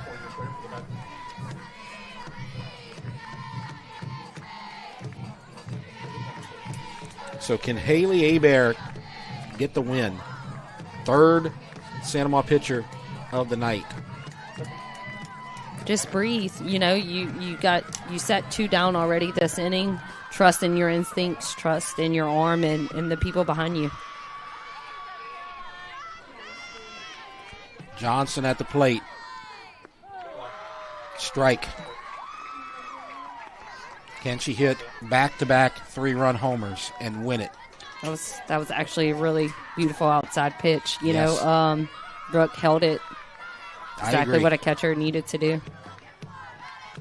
And that is going to fall, perhaps. No, it's caught, and it's a victory for the Gators. Hudson Bowler got on her horse on that one and made the play in right Actually, that's field. Madeline Stevens. So they must have, must have had a whole new right fielder. Okay. Only because I teach both of them in the same class, and I make fun of them that they kind of look alike, but that was either Madeline Stevens or her twin, another one with twins. There you go. Yeah. So Santa Maria comes to Dutchtown and gets the victory. Final score 9-7, and you want to give credit where credit is due. That's Brooke Rabelis, who had the 3-run bases clearing double to take the lead and ultimately come through with the victory. Our final score tonight: Santa Maria 9, Dutchtown 7. As you see the 2 teams shaking hands, and they're going to get around the circle. And they're going to do their little display of sportsmanship and pray around the circle. And so this was a This is a great way to start the spring season, Jolie. Absolutely. Great start because of what these two programs have established over the years and just the rivalry that they've kind of started. Now, I'm not saying because of last year, Dutchtown, beating Sanoma twice. It has always came down to this. Dutchtown almost had them. They're almost there. They're getting there. And then last year, Dutchtown gets them twice. Sanoma comes back, faces them for the first district game, and Sanoma comes victorious in this one. Wasn't easy. No, it was not. And you see the two teams shaking hands, hugging. These Friends. these two teams, they play club ball together. Yeah. They travel, all of it. They do all that type of stuff, and so they know each other as the two teams now go to their respective sides and talk things over as Sanoma gets the victory and is going to improve to 6-3 overall, 1-0 in district. Dutchtown falls to 5-4 overall, 0-1 in district, and that's going to wrap up our broadcast for tonight. We would like to remind everyone that you can catch our games live streamed on the Rev Sports 1 YouTube channel each week, as well as the replays on TV on Rev Channel 4. Thanks for watching tonight, and a reminder to join us next Tuesday at 5 from Lady Spartan Field in Gonzales as the Lady Spartans will face the Prairieville Lady Canes. For Jolie Hartman, I'm Jeff Porsche. You've been watching the Rev Game of the Week.